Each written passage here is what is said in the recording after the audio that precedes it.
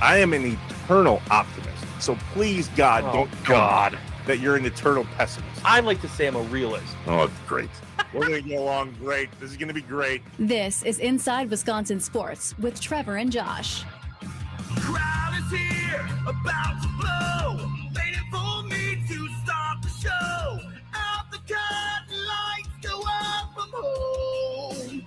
Whoa! I think every year is a different year and different experience, and you got to learn from your past, no doubt about it. And I think it's just the urgency that needs to be there from the moment we start preparing, which is really right now in terms of we got to have a great week of preparation. We got to maximize it, make the most of it, and go shoot our shot. Yeah, let's do that. Let's learn from our past and then go win a playoff game against the Bears in Chicago this weekend. That's head coach Matt LaFleur, Packers.com. What's up, Wisconsin? Welcome in Inside Wisconsin Sports with Trevor and Josh. Tommy Wirtz in for Josh this morning. We are live from the Wisconsin Sports Radio Network studios, powered by the Potawatomi Sportsbook. Good morning, Tommy. How are you, buddy? Good morning, Mr. Thomas. How was your night, sir? Oh, my. So good. Yeah. So good. That so was, good. I don't want to bury the lead here, but I was locked in yesterday for that UWGB, UWM. It just means more in Green Bay. It looks like right there, man. Just means more right now. And I think that your boy Doug, friend of show, even though I'm not on the show, is a psychopath in all the best ways. Tell me more. What'd you see? That guy, he wants everything clarified. Clarification, guys, psychopaths.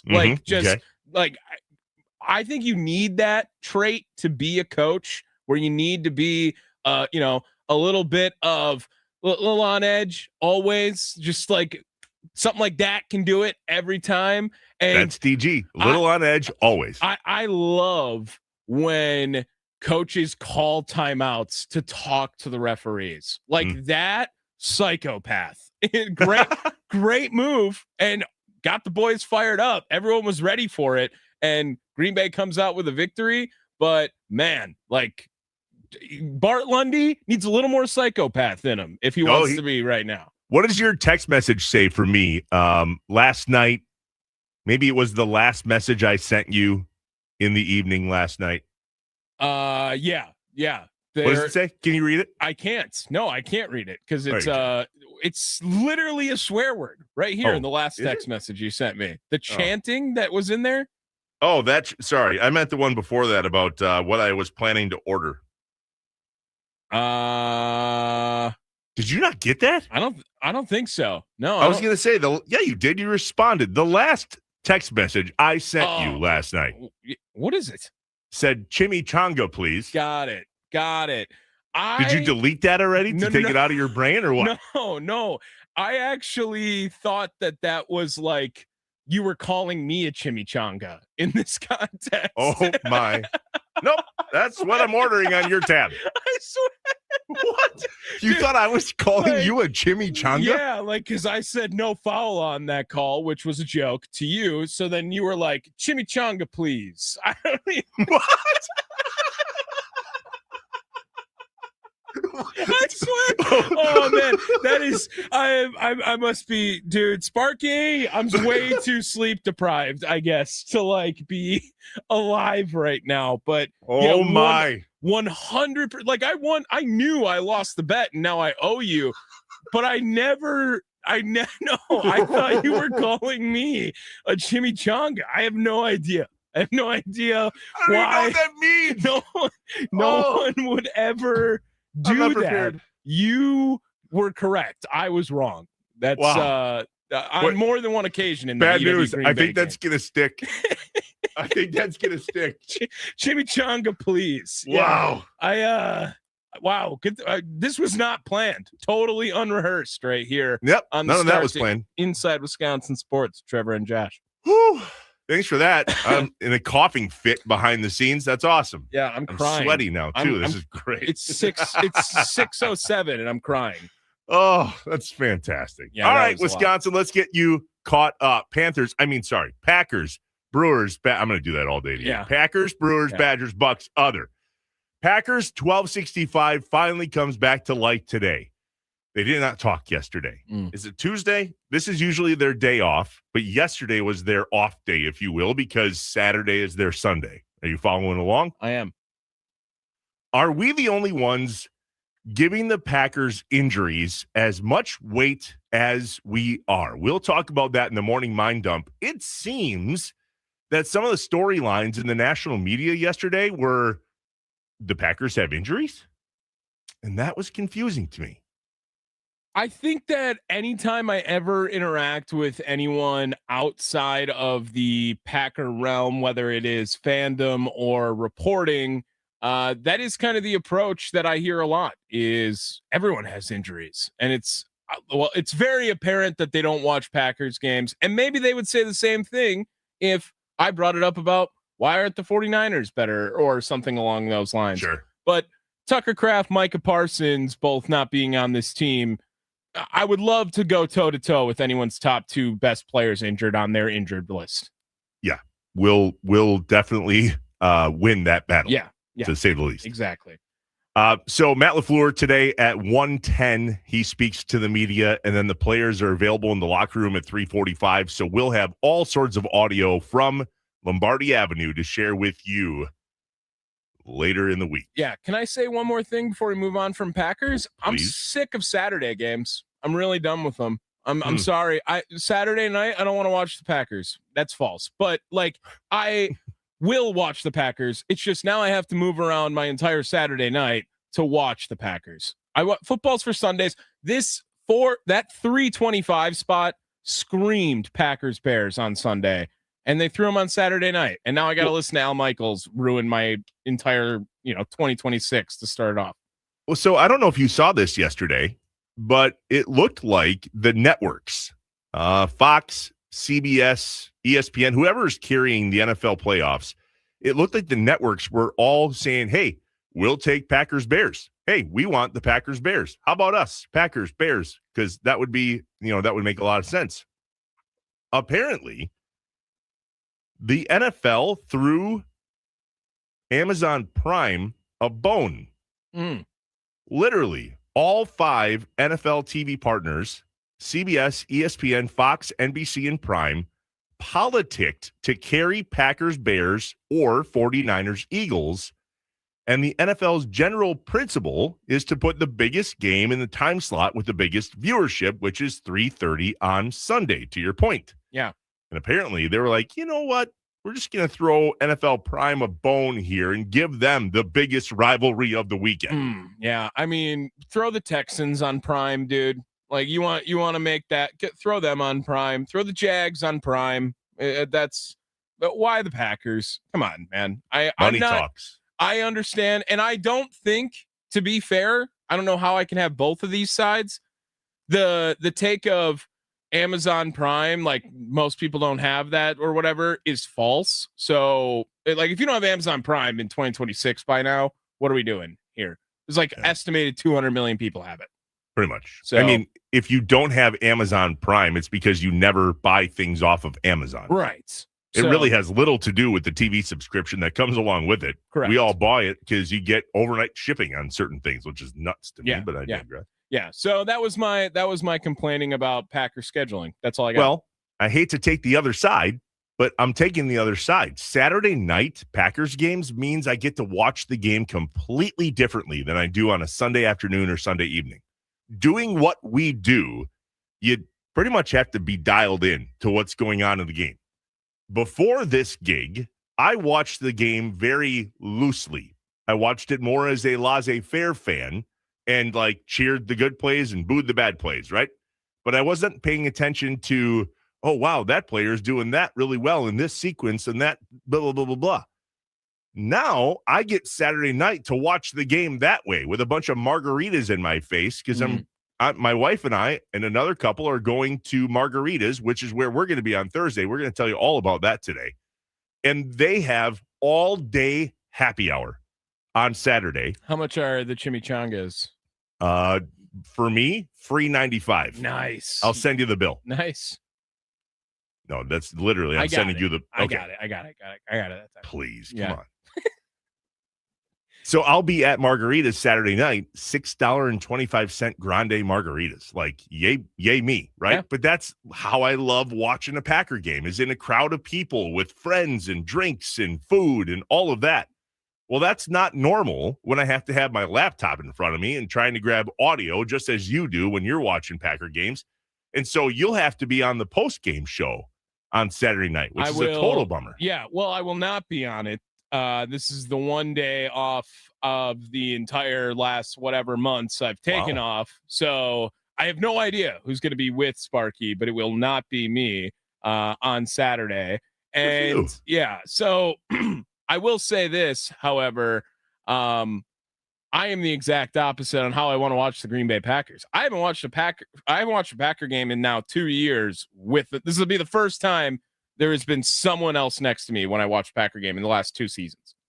That's exactly why I love that. Yeah. So if I need to recap on all the things I don't remember or missed from the game on Saturday night, I have all day Sunday to get that done for Monday morning show. So Saturday night, I'm all in because it gives me a day buffer to get my you-know-what together before we jump on this radio station on Monday morning at 6 a.m. to talk about, hopefully, a Packers W. All right. We'll have a lot to talk about the Packers game later in the show, so stay tuned and locked in for that. Big stuff from the Milwaukee Brewers yesterday. 3 main highlights for me. Number one, I found out here in Green Bay that the first broadcast from spring training will be Saturday, February 21st. It's awesome. That was always something I look forward to over the years, especially with Bob Uecker. It's just as good, in my opinion, with Jeff Levering and Lane Grindle, and I'm excited to hear those guys' voice on the radio. Just as good, meaning I look forward to it. Neither of those dudes, even combined, would say that they're as good as Bob Uecker. But that's an awesome time for me. I can't tell you how many times I've been driving here in Green Bay. That music hits the radio, Bob Uecker's voice comes on, and there is snow falling from the sky.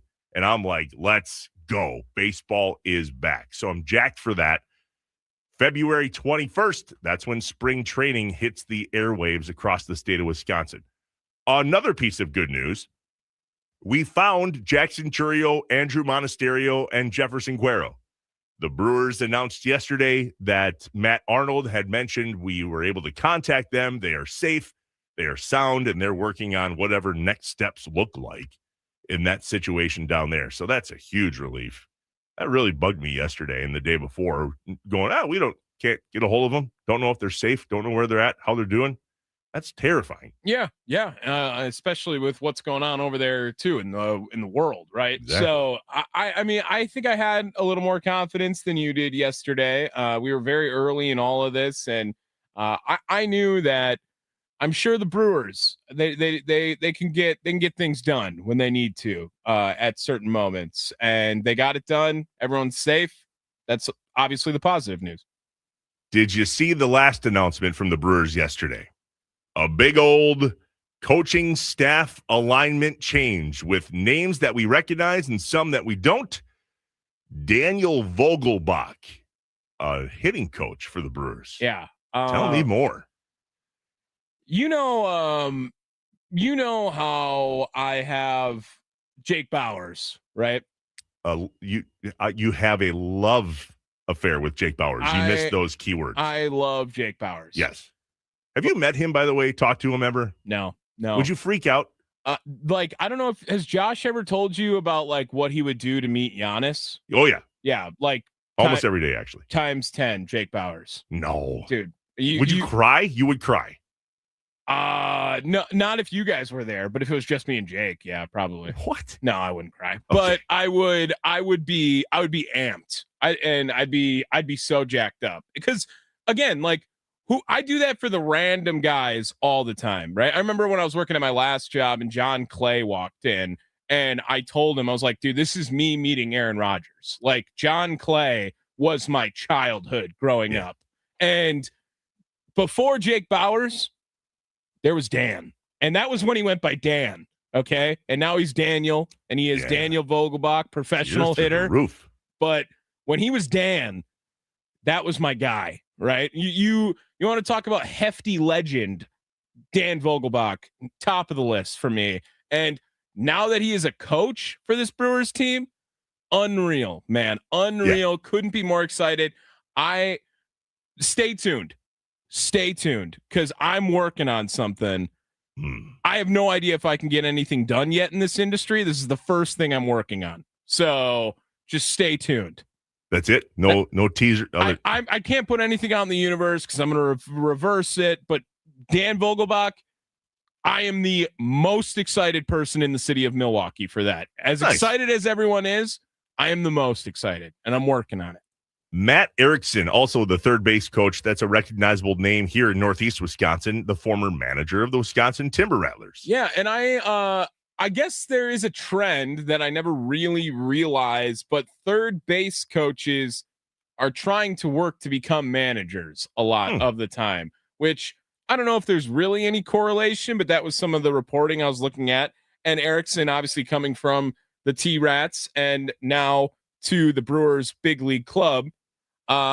Jason Lane moving into kind of a bench coach-esque role where he's nobody has that label though. Offense and strategy coordinator. Like that's what I should go into Jason Bjorsson's office today and say, I want to be the strategy coordinator. I don't know what that is, but it sounds important and it sounds like you get a pay raise than being the third base coach, in my opinion, Trevor.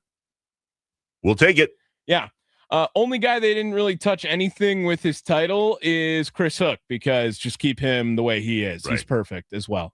The Nicolay Law Fan Talking text line 414-677-1250. The 920 says, expect more strikeouts and more home runs. Look, I understand, but home runs would have been awesome against the Dodgers. True. They struck out enough.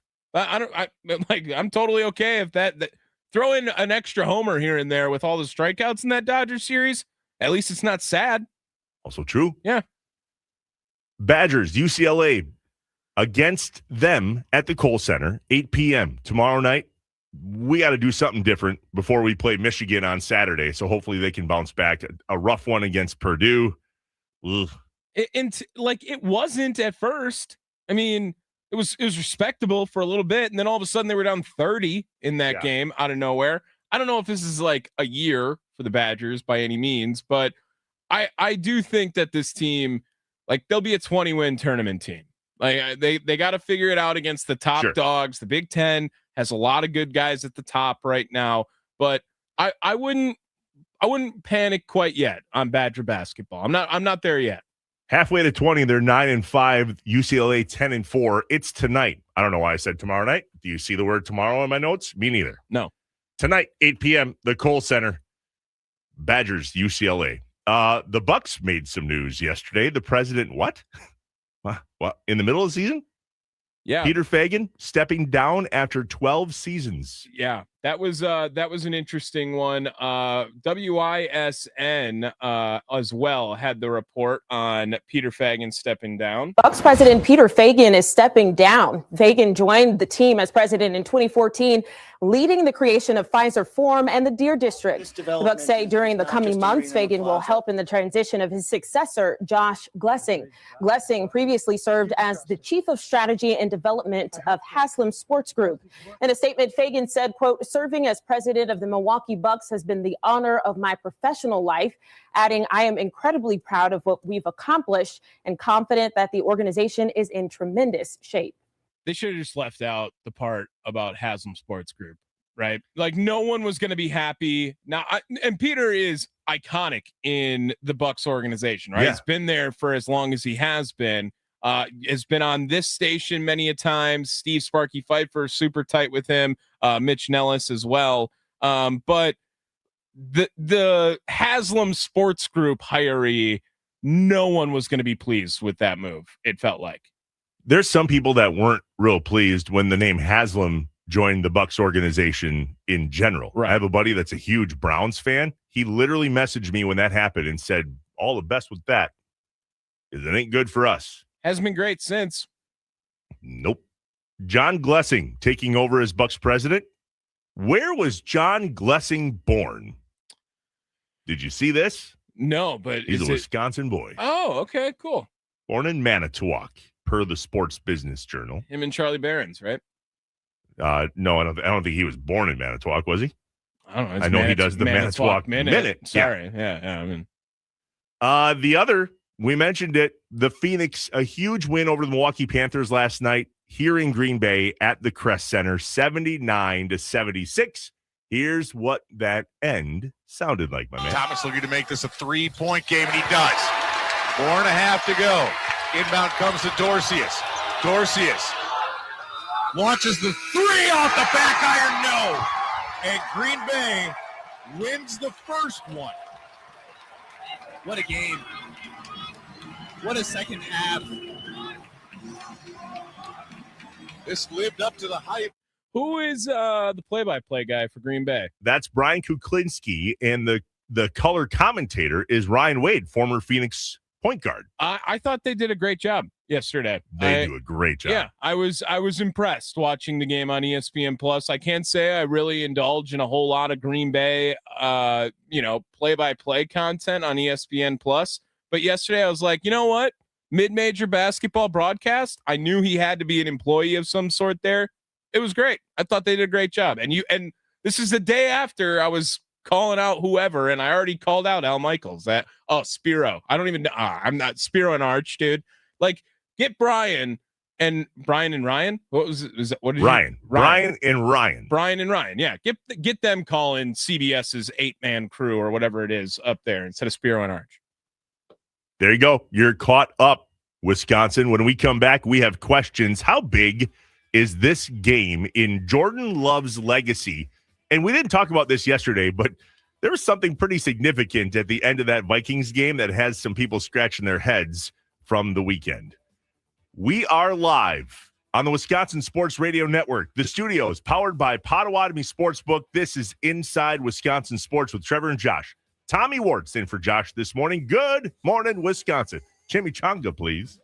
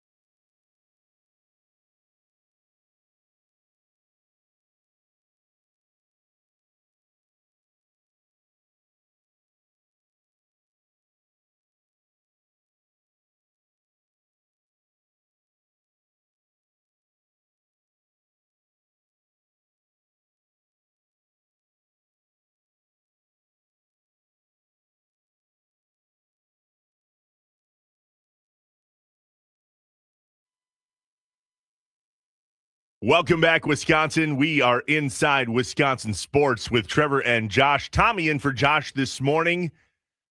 Get ready for the Green Bay and Chicago game this Thursday. The game's not Thursday, but we're helping you get ready on Thursday.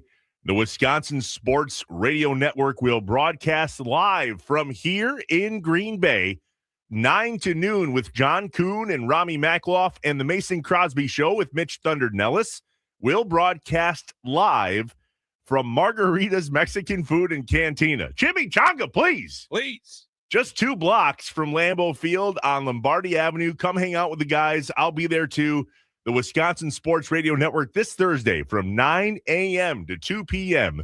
at Margarita's Mexican Food and Cantina. They have a chimichanga there called the Margarita's Chimichanga. That's what you'll be purchasing me. I hope you're here, by the way. I really do. I hope it's not just Mitch Thunder Nellis. I hope it's Mitch Thunder Nellis and Tommy Wartz from the Mason Crosby Show. Well, we'll work. We'll see what we got here. You know, I drive a hard. I'll let my agent know that we're interested, and then we'll have discussions from there. I have made very few requests on this program.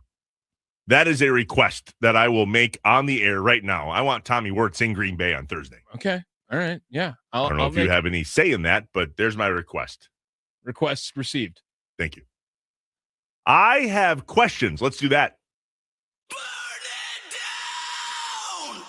When things just don't add up, Trevor and Josh ask the hard questions or just point out how messed up stuff is. I only have one question. Can you fly this plane and land it? Surely you can't be serious. Do you view this season as a failure? You asked me the same question last year. What's the most important question the Badgers have to answer Saturday? This is a great question. Oh my God, this is a great question. It's time for I Have Questions on Inside Wisconsin Sports with Trevor and Josh. The Nicolay Law Fan Talk and Text Line, 414-677-1250. What questions can I and Tommy answer for you this fine Tuesday morning? Get your questions in now. We have one question in particular, maybe 2. The big one that we're wondering this morning is how big is this game against the Bears on Saturday night in regard to Jordan Love's legacy? Jordan Love as a starter is 1-2 in the playoffs, which is impressive, by the way, because this is only his 3rd year starting as the Green Bay Packers starter. Am I right on that? Correct. 1-2.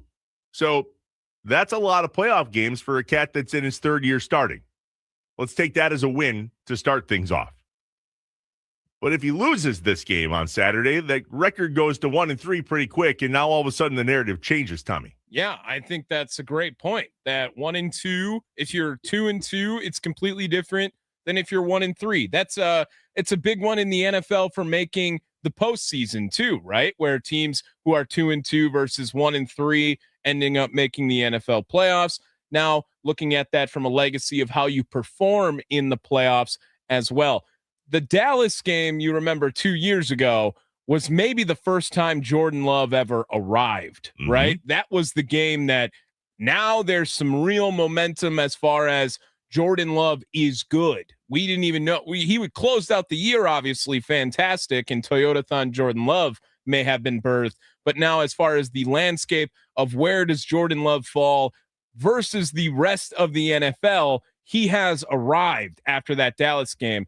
And then last year, the Eagles happened, and then the offensive line didn't get to play. And even that year against Dallas, they kind of collapsed against San Francisco. They probably should have went to the NFC Championship game that season. There is an angle where you could argue that. Now, not only does Jordan Love have a chance to go to 500 in the postseason, but a very important part of this is taking on the Chicago Bears at the exact same time, too. Jason in Wind Lake on the Nicolay Law Fan Talk and Text Line, 414-677-1250, says this is the most important game in Jordan Love's career. I would agree. I think that's probably the right statement for this right now. And we've seen him perform in these moments, in this pressure, right? You remember Pittsburgh this year, Trevor, right? And how all week on this station, it was Aaron's return, Aaron's moment, Aaron's going up against Green Bay. And Monday came along, and I was on the Mason Crosby show, and I said, Jordan Love just gave us the middle finger because everything was about Aaron the last week. And Jordan Love, he didn't get any of the love on trying to, hey, let me pass down the sword right here. Let me take the Ninja Turtle walking master sensei meme to real life right here. Like that was a massive moment for Jordan Love. Now he has a chance after beating the Bears earlier in the year, not playing against them in game 2. If he can go 2-0 against the Bears and knock them out of the playoffs where everyone's adjusted expectations on this Packers team, it feels like right now, he can bring them right back up to the top. I think if Jordan Love has a standout game that we've seen him have, i.e. the Steelers, that will be enough to beat the Bears. I think the defense can hold on enough if Jordan Love has a huge game. I'm talking 2-3 passing touchdowns, maybe a rushing touchdown on a bootleg within the red zone. Whoa, let's score in the red zone. Yeah. Try that. What's the number on offense for the Packers? If the Packers get to this point total, they win. 27. I don't think that's enough. I don't think that's enough. So my number in my head was 28 first. Right. 27 is where they always end up winning. I get that. But, I mean, you have that much confidence in this Packers defense that no matter what, they're not giving up 27 points. Well, look at the Dallas game, 40-40. Right. So it's not that the defense can't give up, and Micah Parsons was in that game, and so was Devontae Wyatt. I don't know. I think if the Packers score 3 or 4 touchdowns, have a decent performance at the kicking game, I'd like to not. How about this? No field goals. No field goals. With all due respect to McManus, let's score touchdowns instead of field goals. Okay. Yeah. Why? Speaking of field goals, why are we kicking a field goal at the end of that game against the Vikings with 1 second left? Yeah, that was just sad. I would almost rather saw them get shut out. Maybe that's a dumb fan take and not a morale take on the sideline, but it really felt like loser mentality to kick that field goal at the end of the game. And I know some people want to bring up the spread of 13.5. I saw it close at Potawatomi at 12. I believe maybe it was 12.5. It was not 13 at the time yet. If you got it at 13.5, it's a bad beat. I'm sorry for you. Why was it a bad beat? Or congrats on the backdoor cover. I'd like to think that was just to avoid the shutout. It was. But there's a lot of people going, I had that game at 13.5. And last I checked, 3 points and 16 points equals 13. Yeah, that covers. The NBA did this to everything now, right? Now, anytime anything happens, you got to be like, whoa, what happened there? Like Emmanuel Clase throws his first pitch of the game in the dirt every time. And Chauncey Billups was an NBA head coach running an illegal gambling scene on the outside. Yeah, like I understand that now everything has to be heightened, but I do sincerely believe it was an avoid the shutout, obviously, from Matt LaFleur. It wasn't a good look, though. Am I right on that? Loser mentality. Not even from the spread standpoint, Trevor. I'm saying it's a bad look because go for the touchdown. What do you have to lose? It's Clayton Tune's only chance in his life he's going to ever have to try to score a touchdown. Like, you're not going to win with a field goal. You're going to cover. Like, and it's not like in college football, covering the spread means a whole lot more as opposed to it does in the NFL, in my opinion, too. Kevin O'Connell might have texted Matt LaFleur that night later on after the game and said, Chimichanga, please. Yeah, right. What are we doing? Kevin O'Connell, is this a hot take to say that his coaching job this year might be more impressive than maybe anyone else in the division? No, it's not a hot take. I think that's legit. 9 wins with J.J. McCarthy is crazy. Like, I think McCarthy only started in 6 of the victories, but I mean, as a team that's pretty much said now that they are going to go out and attempt to get an established quarterback next offseason, give Kevin O'Connell a raise for winning 9 games with J.J. McCarthy. Jason in the 920 on the Nicolay Law Fan Talk and Text line, 414-677-1250, says, to be fair, every game he plays, Jordan Love, in this playoff season will be the biggest game. Is that just the case then for every playoff game ever, as long as you don't have a Super Bowl? Yeah, that's the question, right? Is this game bigger than, let's just say, the next game? Is because the Bears, because of the season, because of what? The injuries? I do think that as of today, I would lean Bears, Packers, super wild card. Packers have lost 4 in a row, and we've already moved the goalposts on this season when all this injury situation happened. I do have a feeling that this game, some people would be just satisfied if this was the only game they win in the postseason. I think Ed Policy would be satisfied. Maybe. The 920, Jordan Love, 2 or 3 passing touchdowns. Do you remember who his head coach is? It's a great point. Ugh, it's a great point. It wasn't a great point. Well, I mean, I can't. Gosh, dude, I'm not going to start talking about Malik Willis. I'm not, because then we're just never going to stop. We're never going to break then. The 808 says Jordan Love needs to finish the job in the red zone, and we win this game. That's the truth, man. That red zone has really been a thorn in our side, which, by the way, pause. There are NFL teams that wish they got to see the red zone as often as the Green Bay Packers do. Their performance, the Green Bay Packers, in the red zone is horrendous this season. It wasn't until recently as well. Why? I got to look up the numbers here. So as far as NFL team in the red zone percentage, the Green Bay Packers sit at 14th, middle of the road in the NFL. They have 57% chance to score a touchdown when they enter the red zone. For reference, number 1 is Philadelphia. They are at 70% when they get into the red zone. Cincinnati is number 2 at 66. However, in the last 3 games for Green Bay, that number 12%. 12%. Yeah, it was. I believe they were a top 8 team until this 4-game losing skid at the end of the year. Well, moving on. Yeah, that's brutal. When we come back, let's play a Daniel Vogelbach sound, please, because that was pretty big news from the Brewers yesterday. Daniel Vogelbach joins the coaching staff as a hitting coach for the Milwaukee Brewers. Annie in Oconto, or Oconomowoc, can't remember, but she just says O-C-O-N, not sure, asked where Ricky Weeks is. Front office, Annie. Didn't he get moved up to the front office? Got moved out of the dugout, at least. Craig Counsell made that move, too. Sorry, I didn't mean to say that. He went backwards. No. He was Counsell there first. was in the front office and then went to the dugout. I don't know if that's backwards.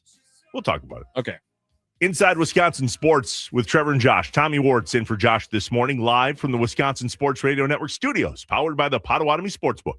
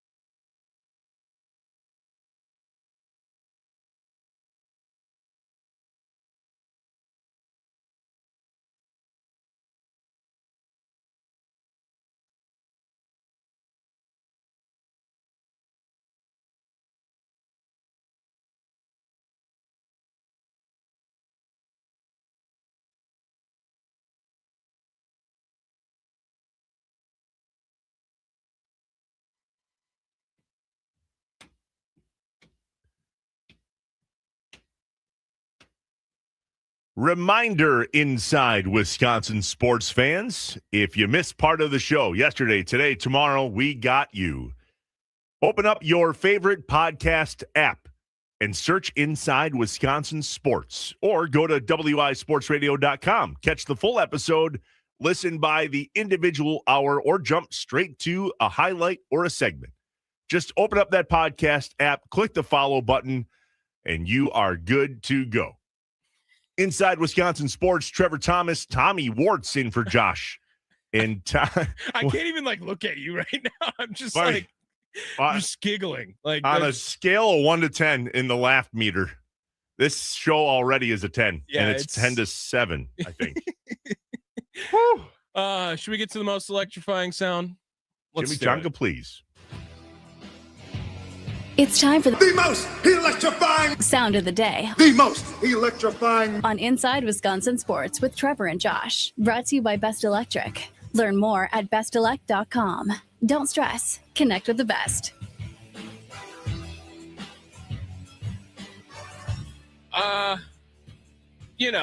September 5th, 2021, a day that lives famously in the history of Milwaukee Brewers fans. That's when new hitting coach Dan Vogelbach walked it off in grand fashion. Swing and a fly ball. Deep right. Are you kidding me? Vogel! A walk-off grand slam. My, oh, my. How about that? Oh, baby. Woo. I don't know if I've said it publicly on this show. I feel like I've told you.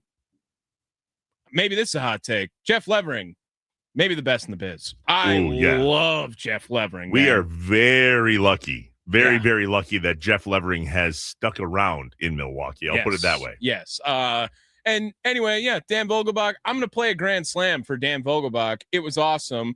Whenever he hit the ball, which wasn't very often, I get it, but it did seem to go really far. And he had a big league pimp job also when he would hit these homers on top of it.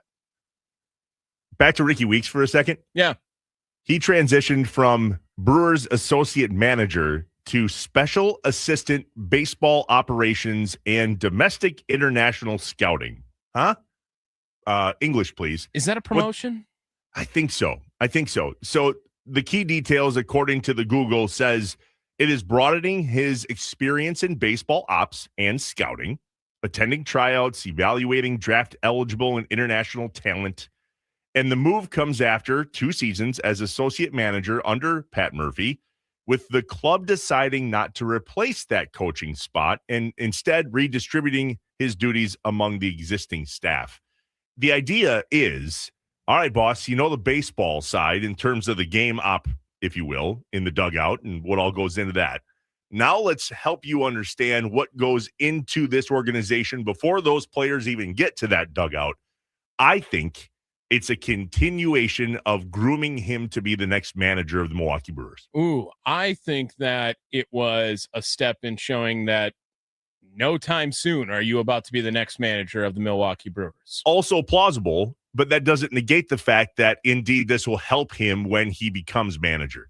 That's something that they did do with Craig Counsell. When Counsell joined the Milwaukee Brewers as an organization, he was in a similar role in like an associate GM move almost. And I think that's what this is comparable to. Do you still he went from that to manager. Do you still think Ricky Weeks is the next manager of the Milwaukee Brewers? Boy, I do. I'd be pretty surprised if it was someone else. I almost think that this move guarantees he will not be. Sounds like a wager. Yeah. I mean, we can, chimichanga or nothing on this if you want. We can. I'm not going double or nothing on the chimichanga. Okay, no, I want to eat this one first. Yeah. I need to collect on this one, and then we'll maybe talk about what that looks like. All right. Pat Murphy is unbelievable. Hard stop, end of sentence. Yes. He will be the manager of the Milwaukee Brewers as long as he wants to be the manager of the Milwaukee Brewers. Well, and I think that Ricky Weeks associate manager role showed that the Brewers maybe didn't have that vote of confidence in Pat Murphy when it was announced he would be the Brewers manager 2 years ago. And that's why they had Ricky Weeks ready to go there, because if anything was going to go wrong, or if Pat Murphy decided he was, old enough, wanted to retire. Like Ricky was there. Seems like he's in it for the long haul, and moving Ricky Weeks up to the front office. Like I said, I don't know if I think that means he's going to be the next manager after that. I'll take the over. Okay. I really do.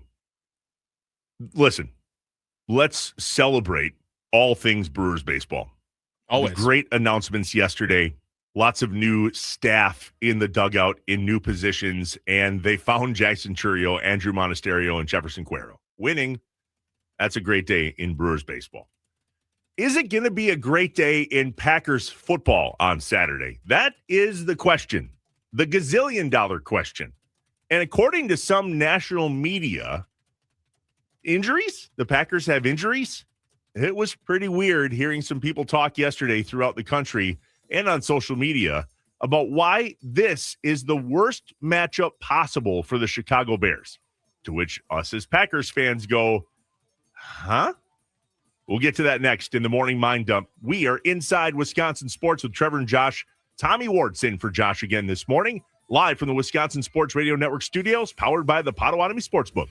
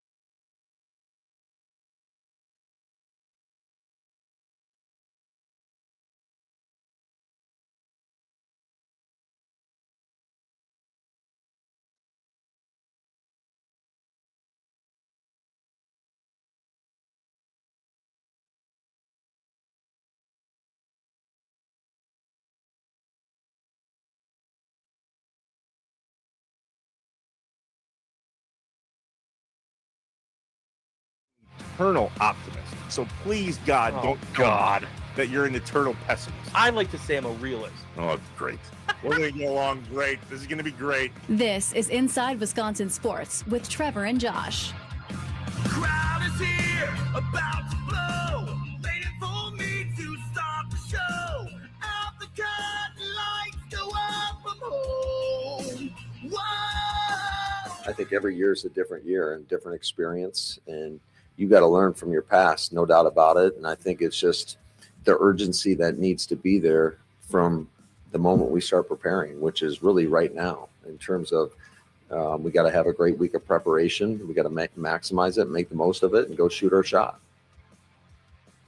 The preparation for the Packers started immediately following that nonsense Vikings game over the weekend, and they're back on the practice field for the preparation portion of the week, starting today. We'll hear from Coach LaFleur just after 1 and the players from the locker room around 3:45-ish post-practice. That'll give us some good opportunity to hear where the squad is at before Chicago on Saturday night. What's up, Wisconsin? Welcome inside Wisconsin Sports. Trevor Thomas, Tommy Wirtz in for Josh Albrecht this morning. We're live from the Wisconsin Sports Radio Network studios, powered by the Potawatomi Sportsbook. And this Thursday, we'll be live from Margarita's Mexican Food and Cantina here in Green Bay.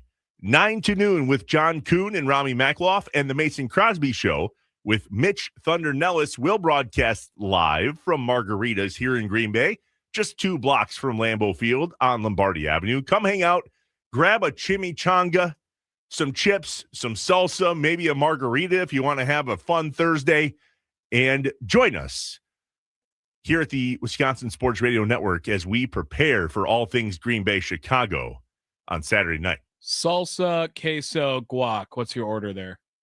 Yes. Okay. All right, cool. So Margaritas has this dip called margarita dip, which is it's a pepper jack cheese dip that is good. Yeah. Wow.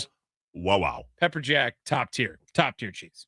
So salsa, margarita dip, and guac. That's perfect. That's all I need. Yeah, I've been I gave up chips, dude.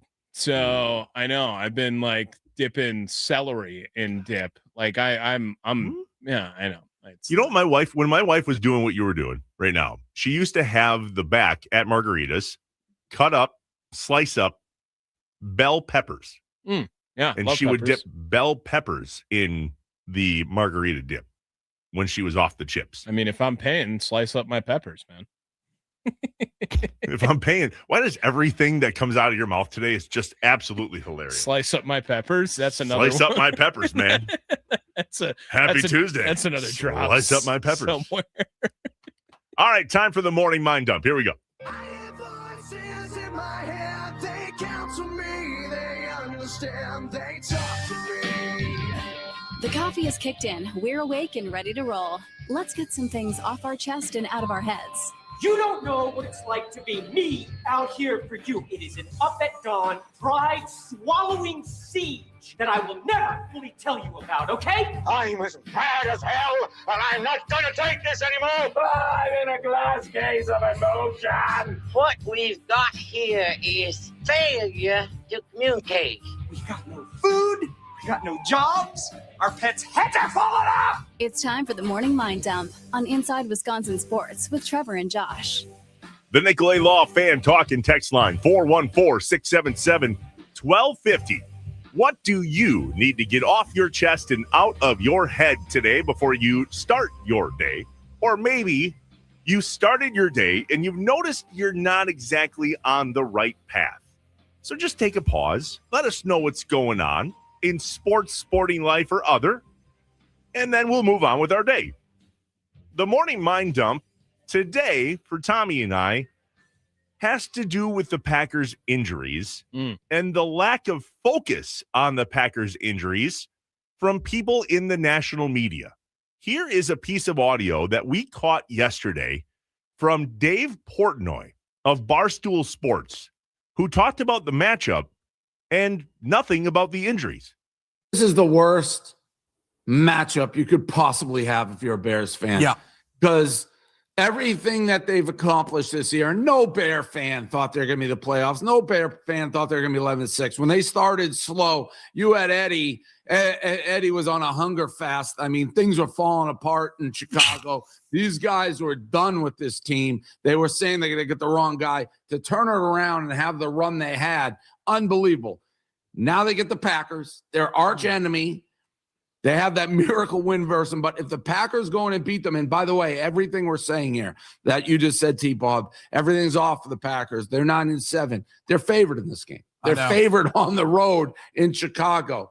Well, they outplayed the Bears for the vast majority of the two games. But still, to be a 9-7 team going to an 11-6 team in the same division on the road, and the road team is the favorite, would make me very nervous. But everything the Bears have accomplished, everything the Bears have done, every positive sentiment is gone. If the Packers go in and end their season, it's a bad season for the Bears. I honestly believe that. Can I bring up the first point in the morning mind dump based off that clip? Thank you. Is it an upset if the Packers win? Why? I'm going to answer your question with a question. Okay. Why are the Packers favored? I think, again, that's their betting odds. Yesterday, at least, let me double check right here. Yesterday at the Potawatomi Sportsbook, that's where we get our betting odds. They had a 1-point favorite in favor of Chicago. As of right now, Mr. Thomas, it is a pick'em 0. Okay. So back to your question. Is this an upset if the Packers win? Is that your question? Yeah. Only to us. It is only an upset to us because we've spent so much time worrying about, talking about, overanalyzing the Packers' injuries.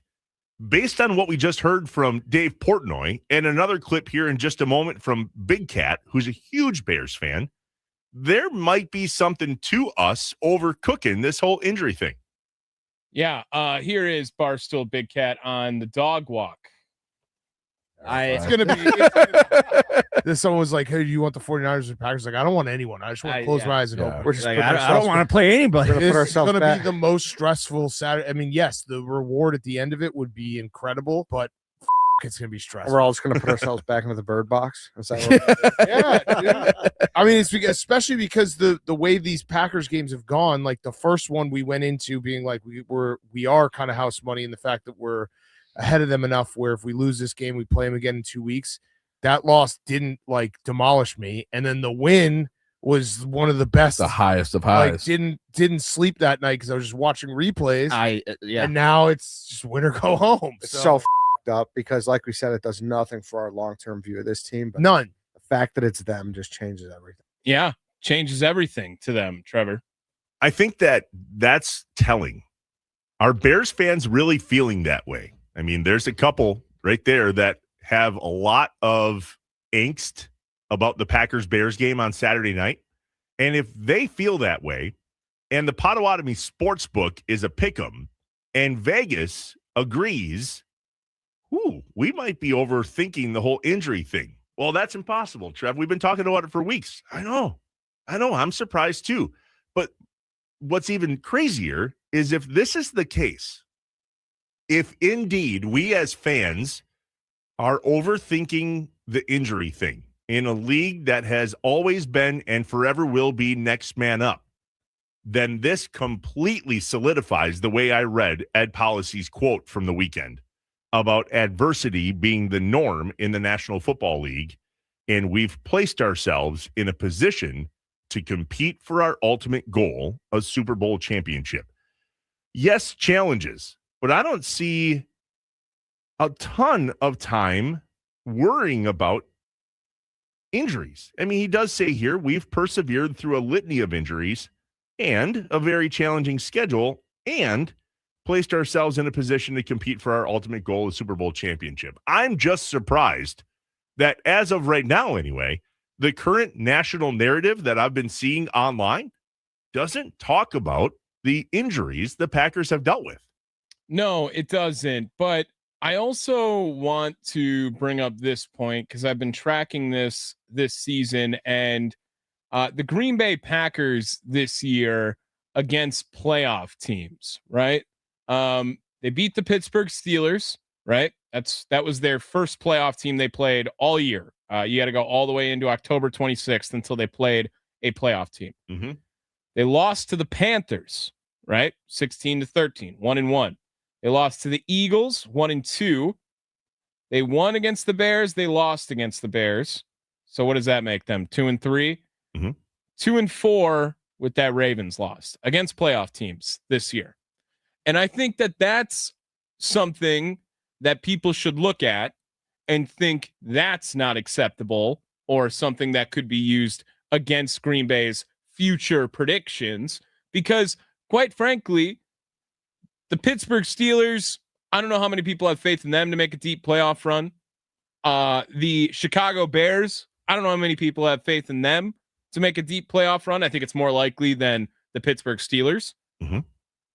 But you lose those games to the Eagles and to the Panthers. And like, I understand the argument of, do the Packers belong at some point if that's the 7 seed there? And with the injury situation, to your point, Trevor, I think that's why our narrative is almost asking, do they belong in this conversation because of the injury situation? Justin from the Port. National media is wrong as usual. This game has punch for punch written all over it. And then goes on to say, however, if the Bears get the run game going, it could be a long night. As Packer fans that have watched this team since Micah Parsons went down, and the record against the playoff teams this season that Tommy just shared. My mistake. I said Ravens 2-3 versus playoff teams. My mistake. Baltimore not a playoff team because of Pittsburgh. Yes, wow. Correct. And the Nicolay Law fan talking text line? Yep. Woo. Yep. They were all over you on that one. Yep. Correct. I was wrong. My bad. I don't remember my point now. What was I talking about? Sorry. My bad. Totally threw it off. Is it really going to be punch for punch? I do think that there is punch for punch candidacy in this game. So Absolutely. Then pause. Why do we believe that now? Because that has not been something that we've had belief in the last 4 weeks. Ever since Micah Parsons went down, and then the litany of injuries, as Ed Policy says, has been in our face now for weeks. Big injuries. We have not looked at games as punch for punch. Now, all of a sudden, we're playing the Bears in the playoffs, who look really good, by the way. I mean, like, they can do some damage. Do I think they're good? No. Do I think they look good in certain aspects? Yes. Sure. But why now do we think this is going to be punch for punch? Because we haven't felt that way, at least on this program, for about a month. You know why?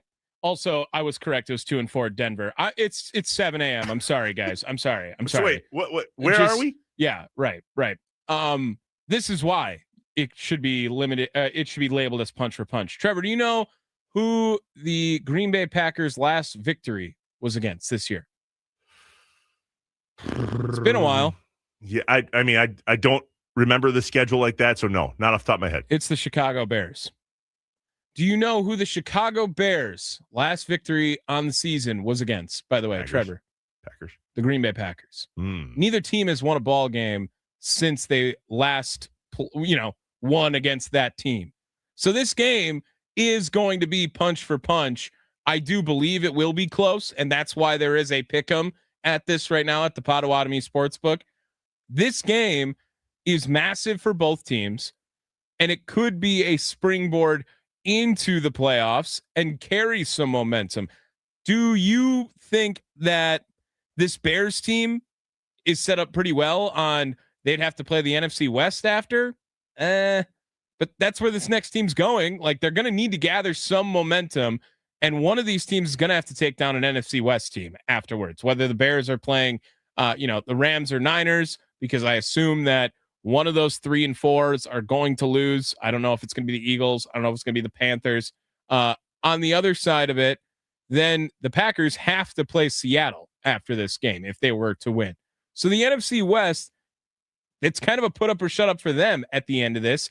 And a great preparation is going up against your rival and having a blow for blow type of match to see if you're ready for January football.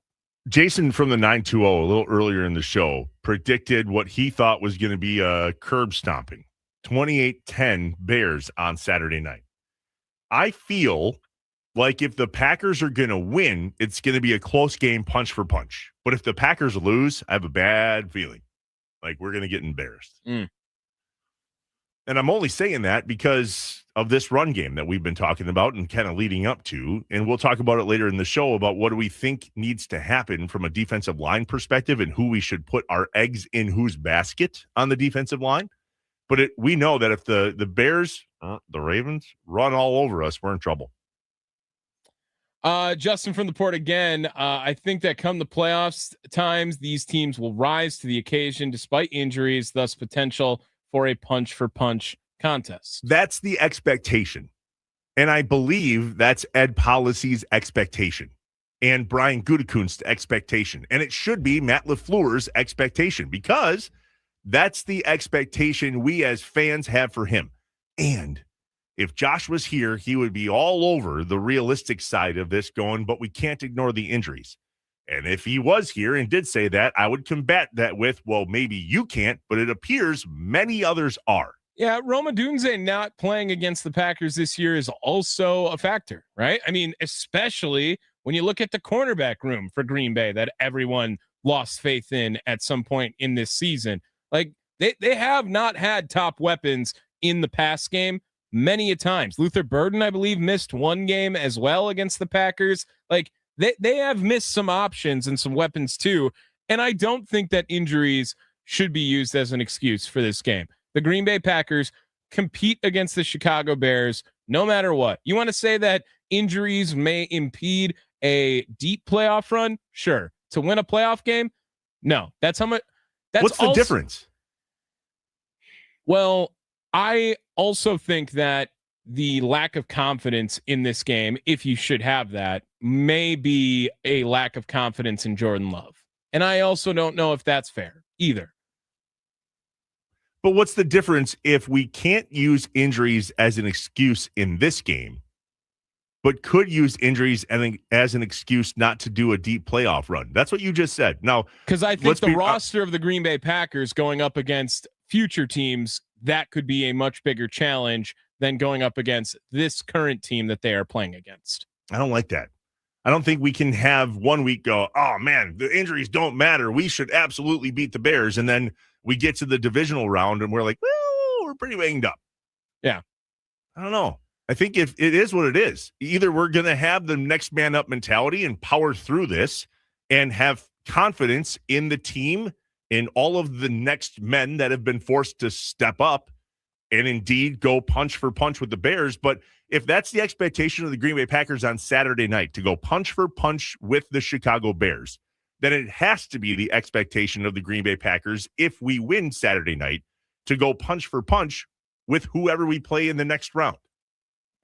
I don't know. I think maybe I'm lower on the Bears. That's just why at the end of the day. I've been low on the Bears all season. And last weekend's game against the Lions was proof yet again. I don't care that they can come back. Fine. That doesn't show me that they're a good football team. It shows me that they're a late bloomer.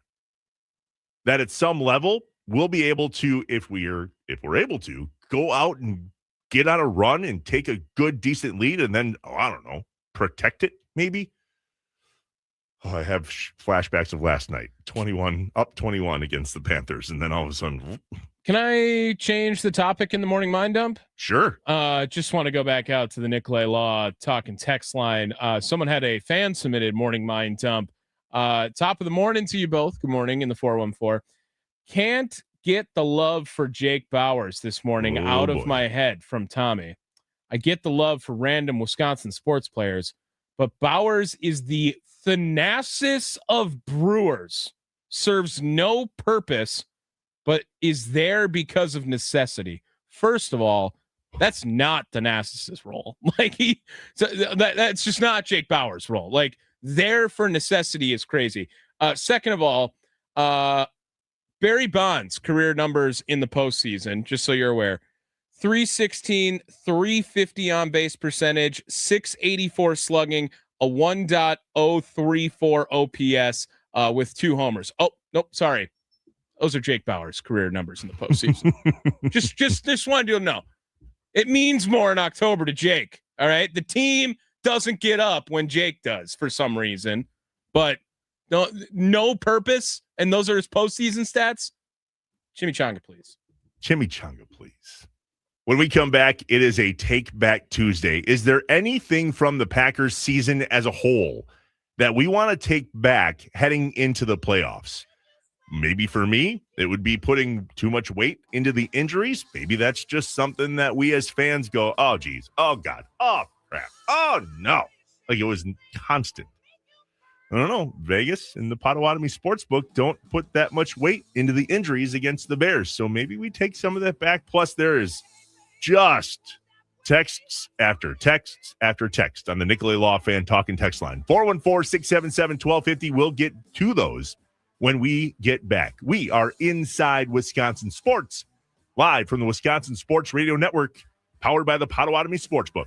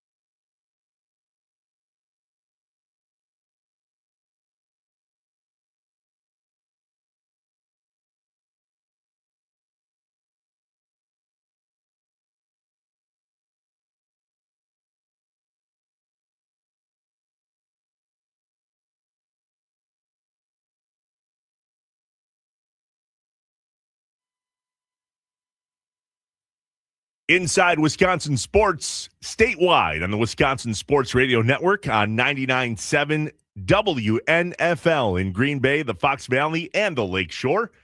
93.9 The Game in Wausau, 710 The Game in Duluth Superior, and 1250 AM and 105.7 FM The Fan in Milwaukee. Make sure to follow us on social media here at the network at WI Sports Radio, at Tommy WSSP, and at Trevor Thomas IW. You're active on the old socials, aren't you? I probably should be more active, to be honest. But I check it all day for sure. I pick and choose my battles on there, on the old Twitter. Mm-hmm. I feel like it's a good spot certain times and then a dungeon other times. If I could I would get rid of everything and keep Twitter. I couldn't live without Twitter. I agree with that. Like that is a place I go to often. Unfortunately, that's my life, but I need Twitter. I do need it. It feels like at this point. Do you have especially for anybody the in your job. life that doesn't have social media at all? I have old relatives that don't know how to use it, if that counts, but I don't think I have anyone who is off the grid completely. There's some guys in my life that don't have any social media, and I am so jealous of them. I mean, it would make my job impossible. Yeah. It would literally end my career. Right. Frankly. If I wanted to go work a blue collar job that I would be terrible at because I'm just not built for it.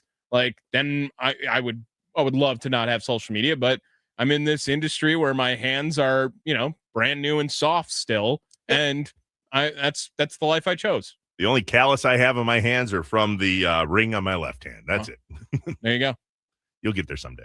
All right, Take Back Tuesday. What in regard to the Packers season do we want to take back? It's a 0-0 slate. Coach said it after the game. Everybody's 0-0. And if we had to take something back from the season, what is it? I think you might have one in particular, don't you? Yeah, I'm going to let old Tommy do the talking on this one. And we also want to celebrate the special connection we have with our fans that dates back to the early days of professional football. This is the longest With the intro 23rd ever. pick Oh, here it in the is. 2025 NFL Who is Draft, it? the 13-time world champion Green Bay Packers. For the first time since 2002, Matthew Golden? draft a wide receiver. Matthew Golden? Is it Golden? Matthew Golden, wide receiver. Let's go! Wow. That's Come on! electric, man. Inject that into my veins! Yeah, I take that back. Oh, do you? Oh, that was fantastic, by the way. You guys were live during the draft? Yeah, we had a draft show last year, me and Charlie. Because again, just why not throw? We're not doing anything for 5 hours. Yeah, that was. Yeah, I was way too amped, as everyone was, and no touchdowns later. I have the same amount of touchdowns in the NFL as Matthew Golden. He has the same amount of touchdowns as that day was recorded as he did now. But yeah, I take that back. I don't want to tell you what to take back and what not to take back, but I think that one's silly. I don't think Inject that into my veins is take back. A bit much. It was a bit much. Yes. Yeah. I don't know, man. Was I hoping that Matthew Golden was going to be something more than he was this season? Sure. I think we all were. And Romeo Doubs, Christian Watson, Jaden Reed have been something that we have not been able to count on them to be the last few seasons. All three of them in the lineup healthy at the same time has not been a thing.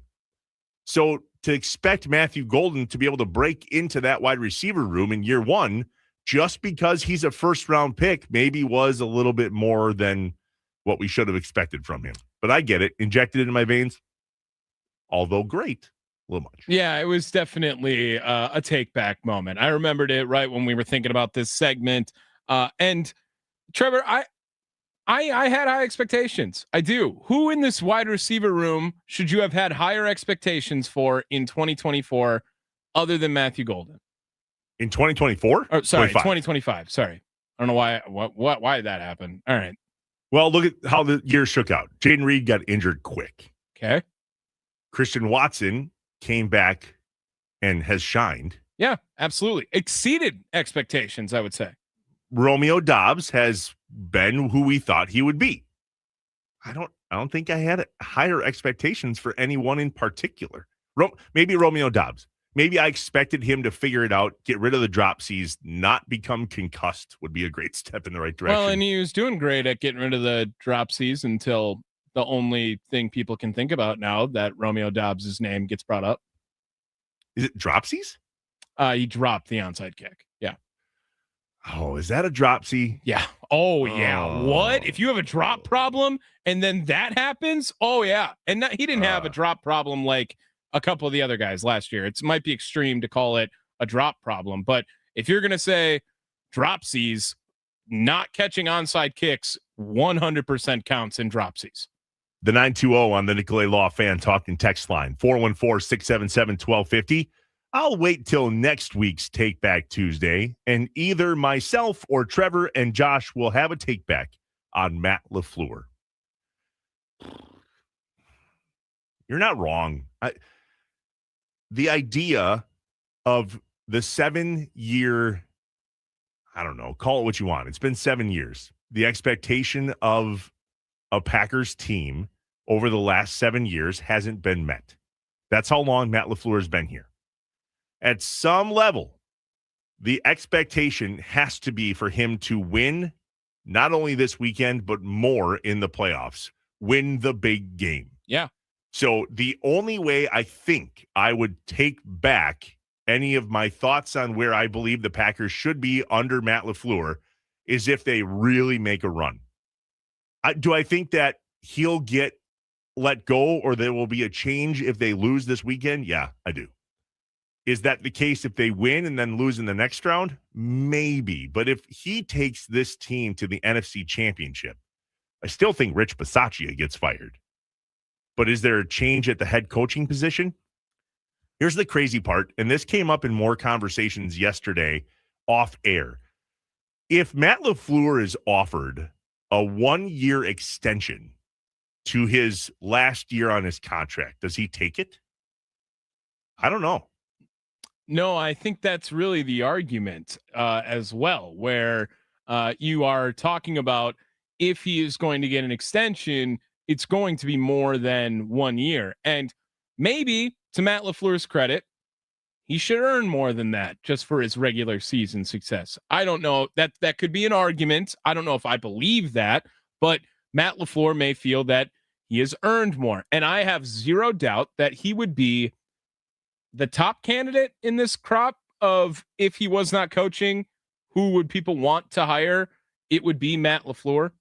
I also am all in on this trade rumor mill of Matt LaFleur, Trevor. I'm all in on it. You brought that up yesterday, and you went from, is that a possibility, to 100% let's do that? I want to hear offers. Yeah, I do. I want to hear offers. I mean, I don't know if he gets – Sean Payton got a first-round pick when he went to Denver. You know what the Packers don't have? A first-round pick. I don't know if he brings that in, but if you got a second and a fourth for Matt LaFleur, send him to the Falcons. I mean, I'm listening. That's all I want to say. I'm listening to that for sure. Bob in Minneapolis on the Nicolay Law Fan Talking text line, 414-677-1250. It's a Take Back Tuesday. Bob says, I want to take back my prediction of the Super Bowl. I thought it was going to be Steelers and Packers. Looks like the Packers will not make it. I would say it looks like the Steelers will not make it. I mean and the Packers. What a take back for your take to still be alive and take it back right there. Yeah, I understand why we as Packers fans would look at this and go, good Lord, if we make it to the Super Bowl, what? How? What happened, right?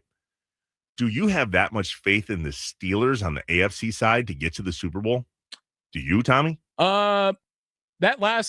That fourth quarter, Aaron Rodgers on Sunday Night Football. Man, did he look good? That was awesome. That pains me. Yeah, gosh, you're such a hater, man. I love that man. I can't not. All right, he is my formative years of watching football.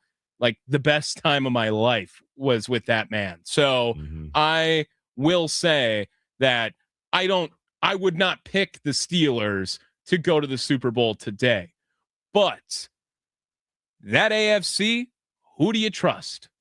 Because it's Denver with Bo Nix, who they've played well and they've earned the 1 seed for a reason.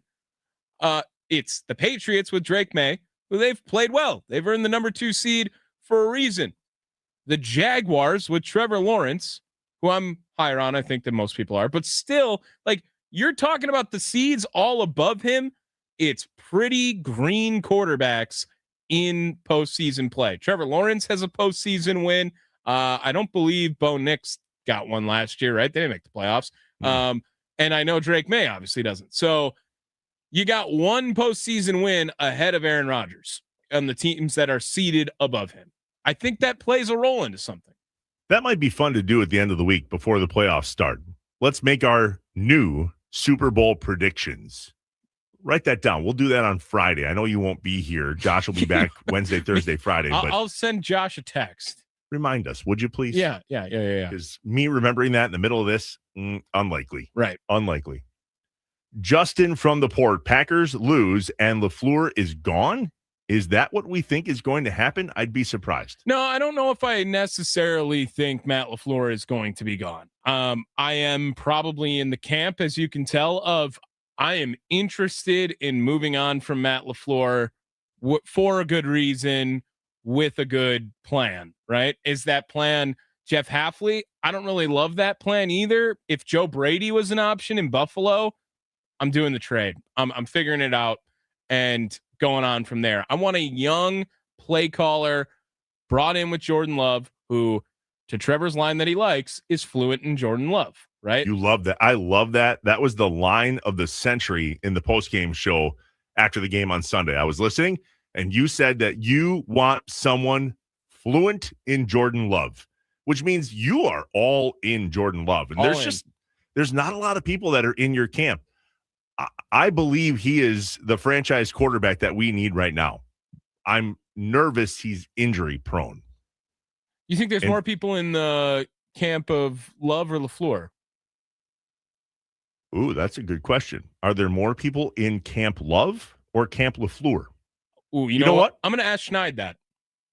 We'll do that, and I want to ask you all that. State of Wisconsin, what camp are you in? You can only pick one. Camp LaFleur or Camp Love? The Nicolay Law Fan Talking text line, 414-677-1250. When we come back, there might be some takeaways from the Vikings game after all. Yesterday, we spent a lot of time going, we don't even want to talk about it. But upon further review, there may be some optimism in regards to some specific players from the Packers defense that we should spend some time analyzing. We'll do that next.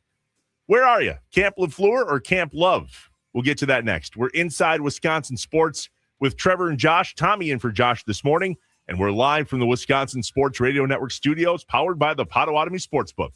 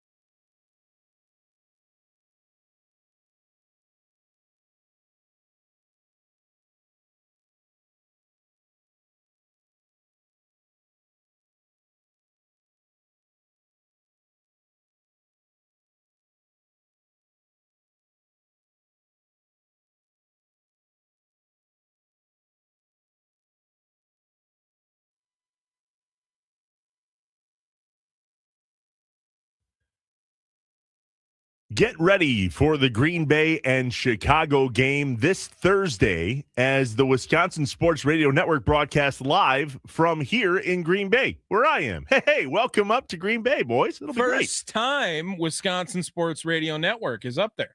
I love it. On Thursday, 9 to noon with John Kuhn and Rami Makloff and the Mason Crosby Show with Mitch Thunder Nellis and hopefully Tommy Wirtz.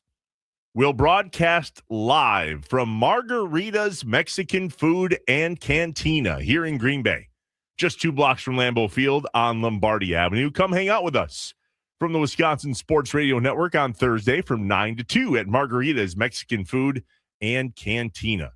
No better spot for lunch, no better spot for dinner. I am a huge fan of margaritas when it comes to Mexican food. That is my spot. Yeah. I would tear some up for sure. I'm gonna do my best. We're gonna work our magic, boss man. I would like a chimichanga, please. Chimichanga, please. Yeah, that'll be. I mean, how could line of the year be delivered on the 6th day? It's gonna be hard to beat, bud. Real hard to beat. Inside Wisconsin Sports with Trevor and Josh. Tommy Wirtz in for Josh this morning, and we're live from the Wisconsin Sports Radio Network studios, powered by the Potawatomi Sportsbook, who, as of this morning, has this game on Saturday night as a pick'em. Your call. Bears, Packers.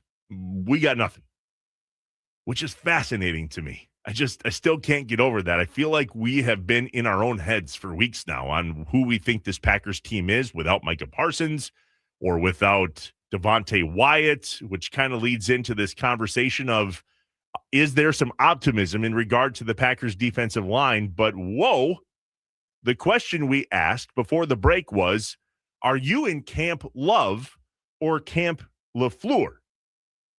I'm blown away. The vast majority is Camp Love. Yep. As a matter of fact, I haven't seen one person say they're in Camp LaFleur. Is the first one saying, or the most recent one saying LaFleur? I don't know. I'm not there yet. I'm all the way at the bottom from Justin from the Port saying Camp Love all day. I also think. Go ahead. Sorry. That was that you're one, good. Right? I have one here. It looks like Steve in G-Town kind of picking his side too. Germantown. What nonsense is this? The most fluent coach in Jordan Love is his only head coach, Matt LaFleur. So does that mean you're in Camp LaFleur, Steve, or Camp Love? I think what he was doing was arguing your take on you want somebody fluent in Jordan Love. Yeah. And he would say, duh, LaFleur is fluent in Jordan Love. You're combatant to that, I believe, and then I'll let you speak, I guess, on your own combatant, is Malik Willis.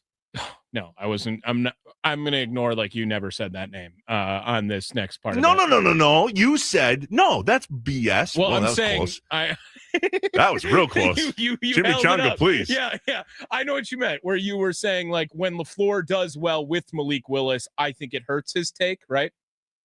Yeah. What you're saying is Malik Willis appears to be super fluent in Matt LaFleur. Yeah. Based on how he plays and how he runs the offense. And you don't see that from Jordan Love in regards to the fluency with Matt LaFleur. Well, and I think that you would have to determine on whether or not you think you've seen the best version of Jordan Love or not. I think we have not.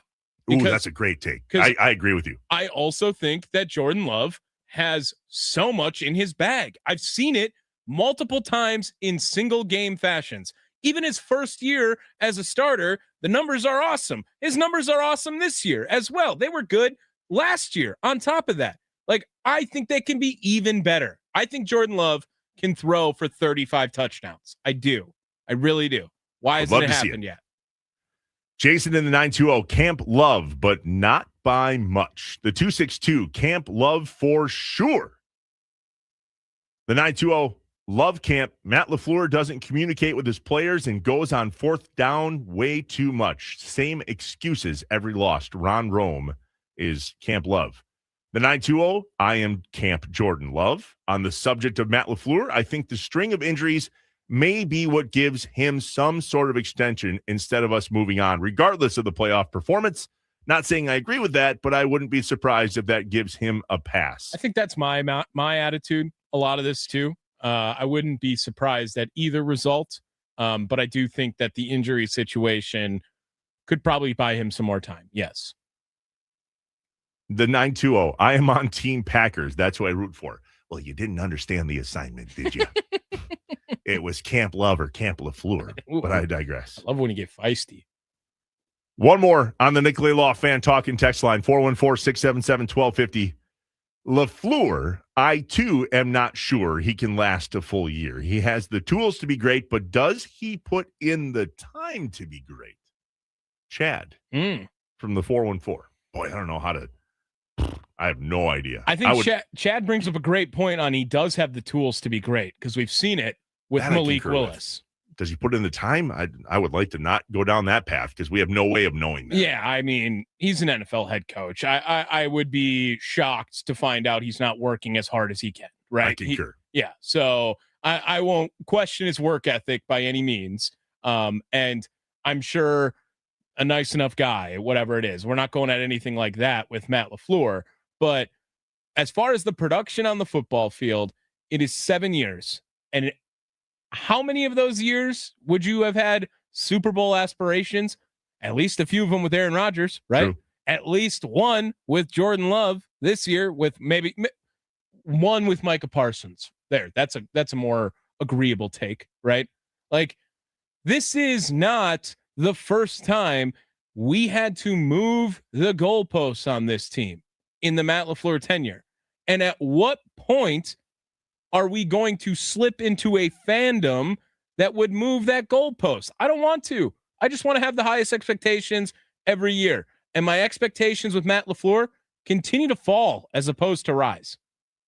The 920 says, like Dan Reeves and John Elway, it took Mike Shanahan to speak Elway's language. I feel the same could be true with Jordan Love. He believes we need a new coach. All right, as we get to the top of the hour here, we mentioned heading into the break that there may be a takeaway or two from the Vikings game after all. 2 words for you, Tommy. Barron Sorrell. Yeah, great game. I think game. we're going to see him a bit on Saturday night. I think we'll see him more than we thought we were going to. I would love to see how many people want more Rashawn Gary over Barron Sorrell, because that doesn't feel like that would be. Let's do Camp Gary versus Camp Sorrell and see the results. Well, no discourse. I think that was part of the argument with Barron Sorrell from what we saw this past weekend. He literally popped on every down. He is an every down effort player, and that does not seem to be the case for Rashawn Gary. Barron Sorrell recovered that fumble, logged a sack, let's try that, and made multiple finish plays, including that key 3rd and 1 stop earlier in the game. Bretton Cox Jr. had a good game. Colin Oliver's debut included immediate disruption, but I don't know that's something we're going to completely hang our hat on. But nonetheless, there are some key takeaways that has a guy feeling fairly good about the capabilities of the defensive line heading into a game where if we can't stop the run, we're in big doo-doo. Doo-doo. Was that one close? Barron Sorrell. No, that wasn't close. Okay. When we come back, what element to the game do the Packers need to dominate to win? We'll get to that next. Inside Wisconsin Sports with Trevor and Josh. Tommy in for Josh, live from the Wisconsin Sports Radio Network studios, powered by the Potawatomi Sportsbook.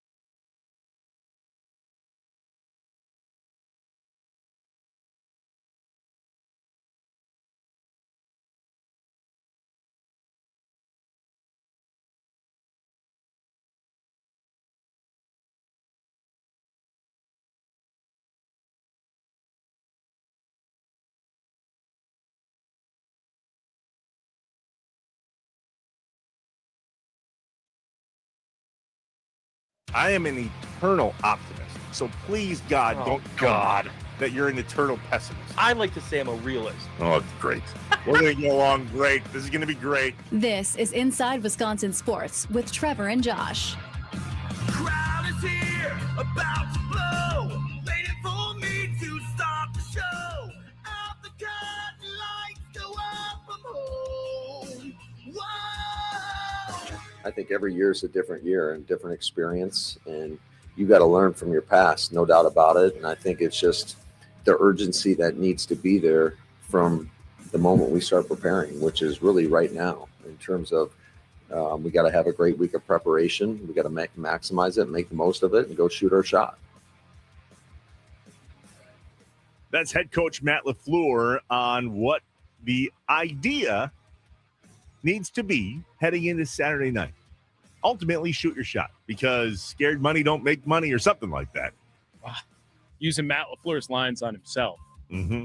That's big brain, Trevor. Thanks.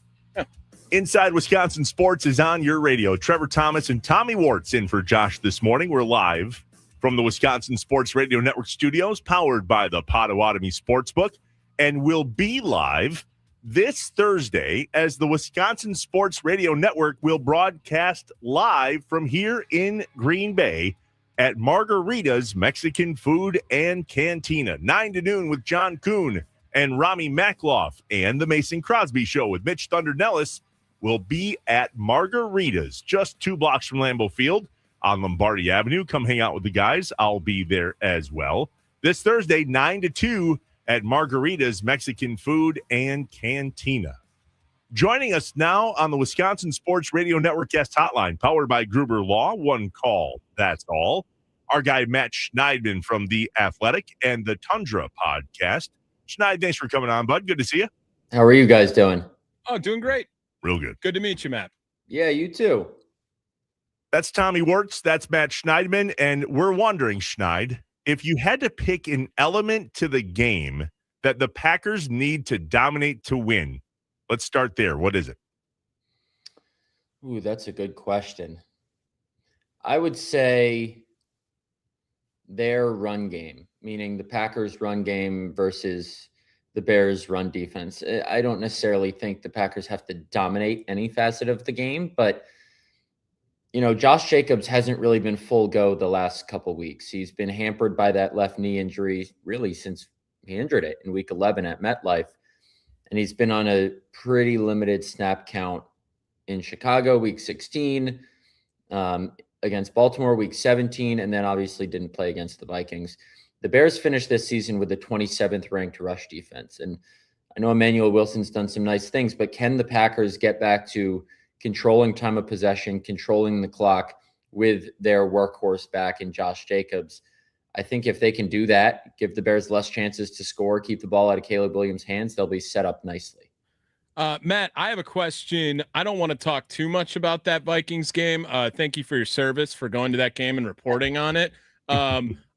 Is there anything positive to take away or build off of in week 18 that can translate to against the Bears? And the one place that I think anyone has any hope for is maybe some reconstruction on the defensive line. We saw a great game out of Barron Sorrell. Some people got excited over Brenton Cox and Colin Oliver in that game. Is that all just week 18, or is that something that we can beat? Like, we can take that seriously against the Chicago Bears going into Super Wildcard Weekend? Yeah, I've seen people say, oh, Colin Oliver should take Rashawn Gary's snaps, or Barron Sorrell should take Rashawn Gary's snaps. That's probably not going to happen.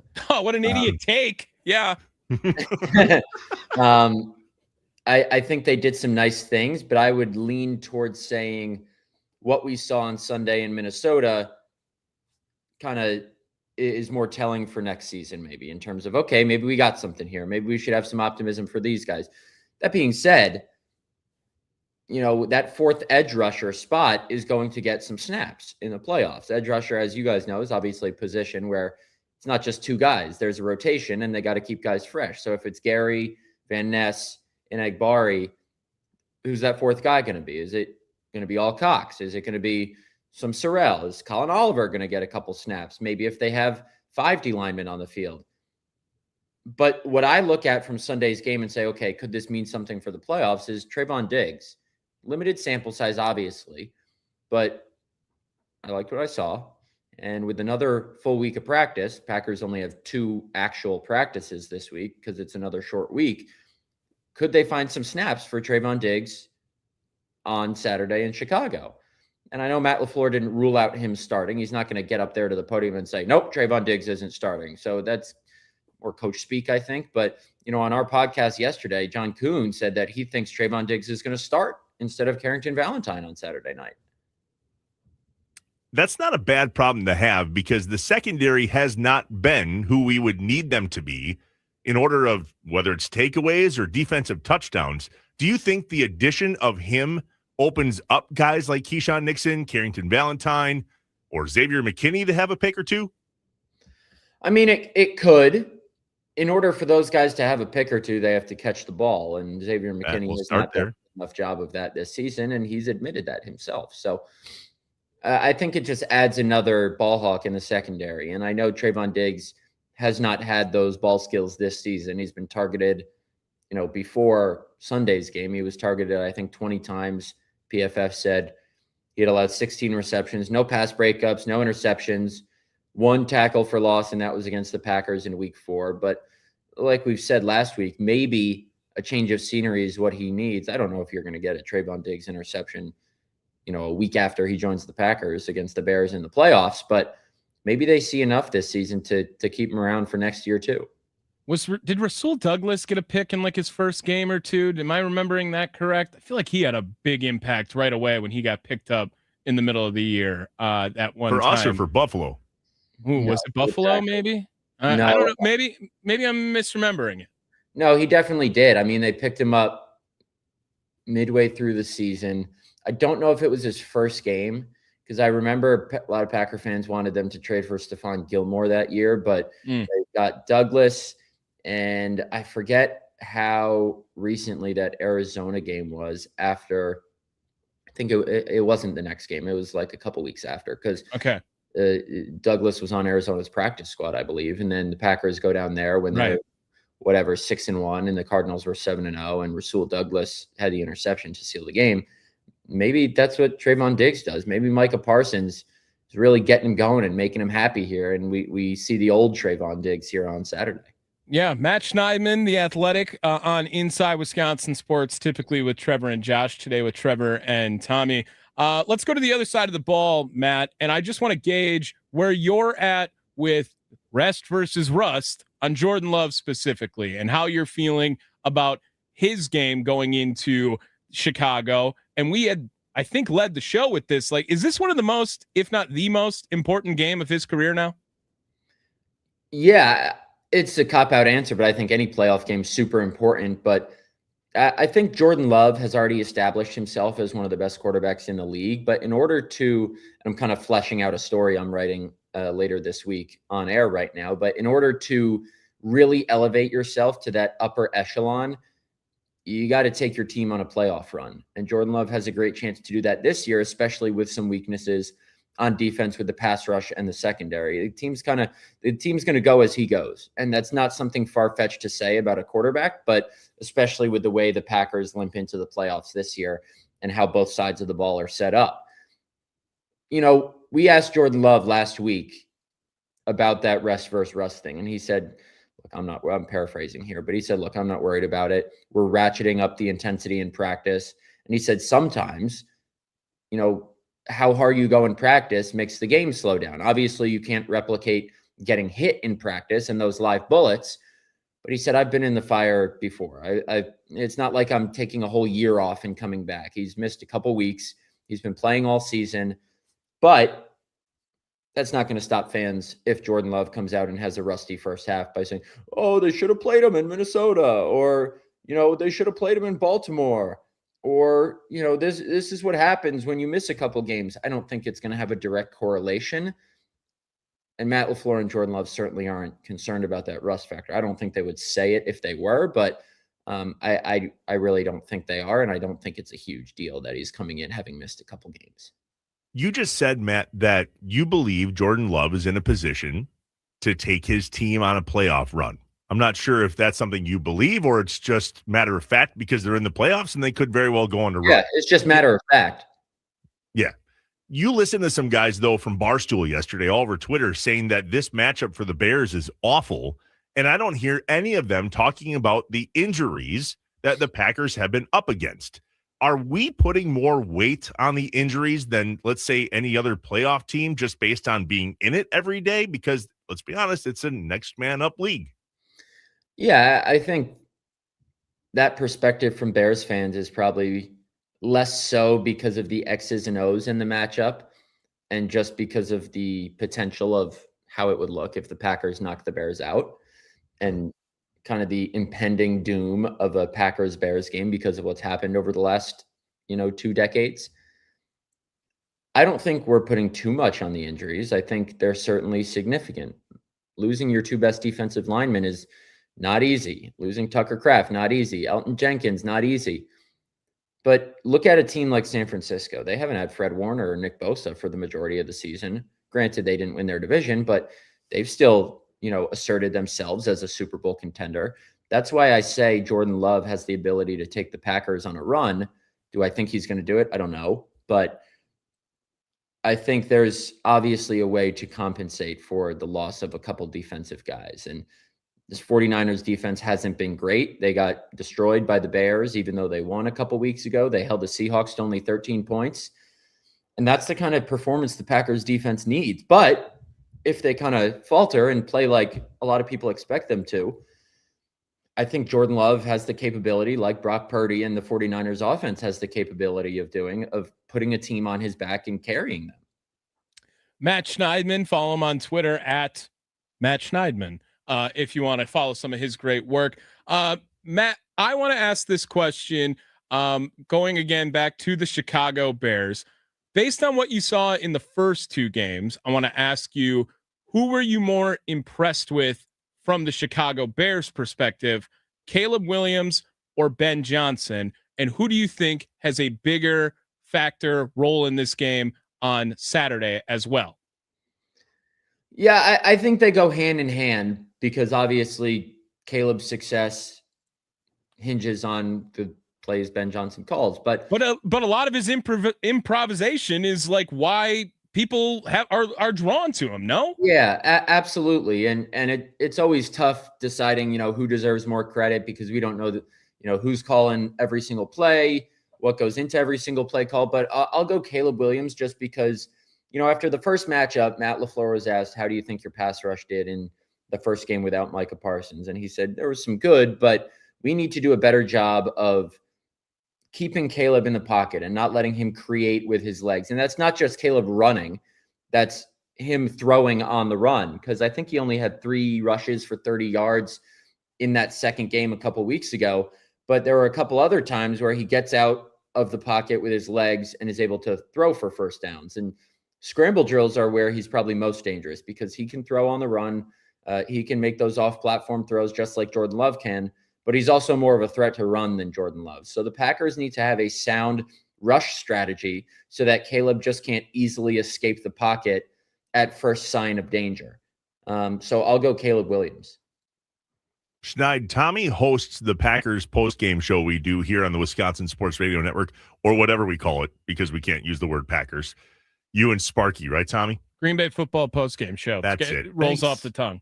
Perfect.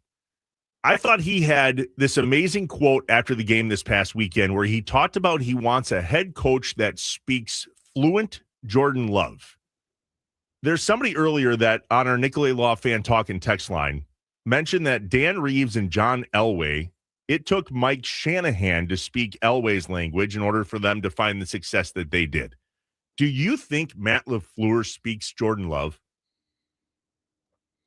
Yeah, I do. He's helped Jordan Love become a top 5 quarterback in the NFL. So I definitely do think that. I think the question with Matt LaFleur is not, is he a great offensive coach? Because I think we can all agree that he certainly looks like it. It's, when we're talking about the future of Matt LaFleur, which who knows, that policy might already be decided on what he wants to do with Matt LaFleur. The question is Matt LaFleur the right person to lead this team as a whole?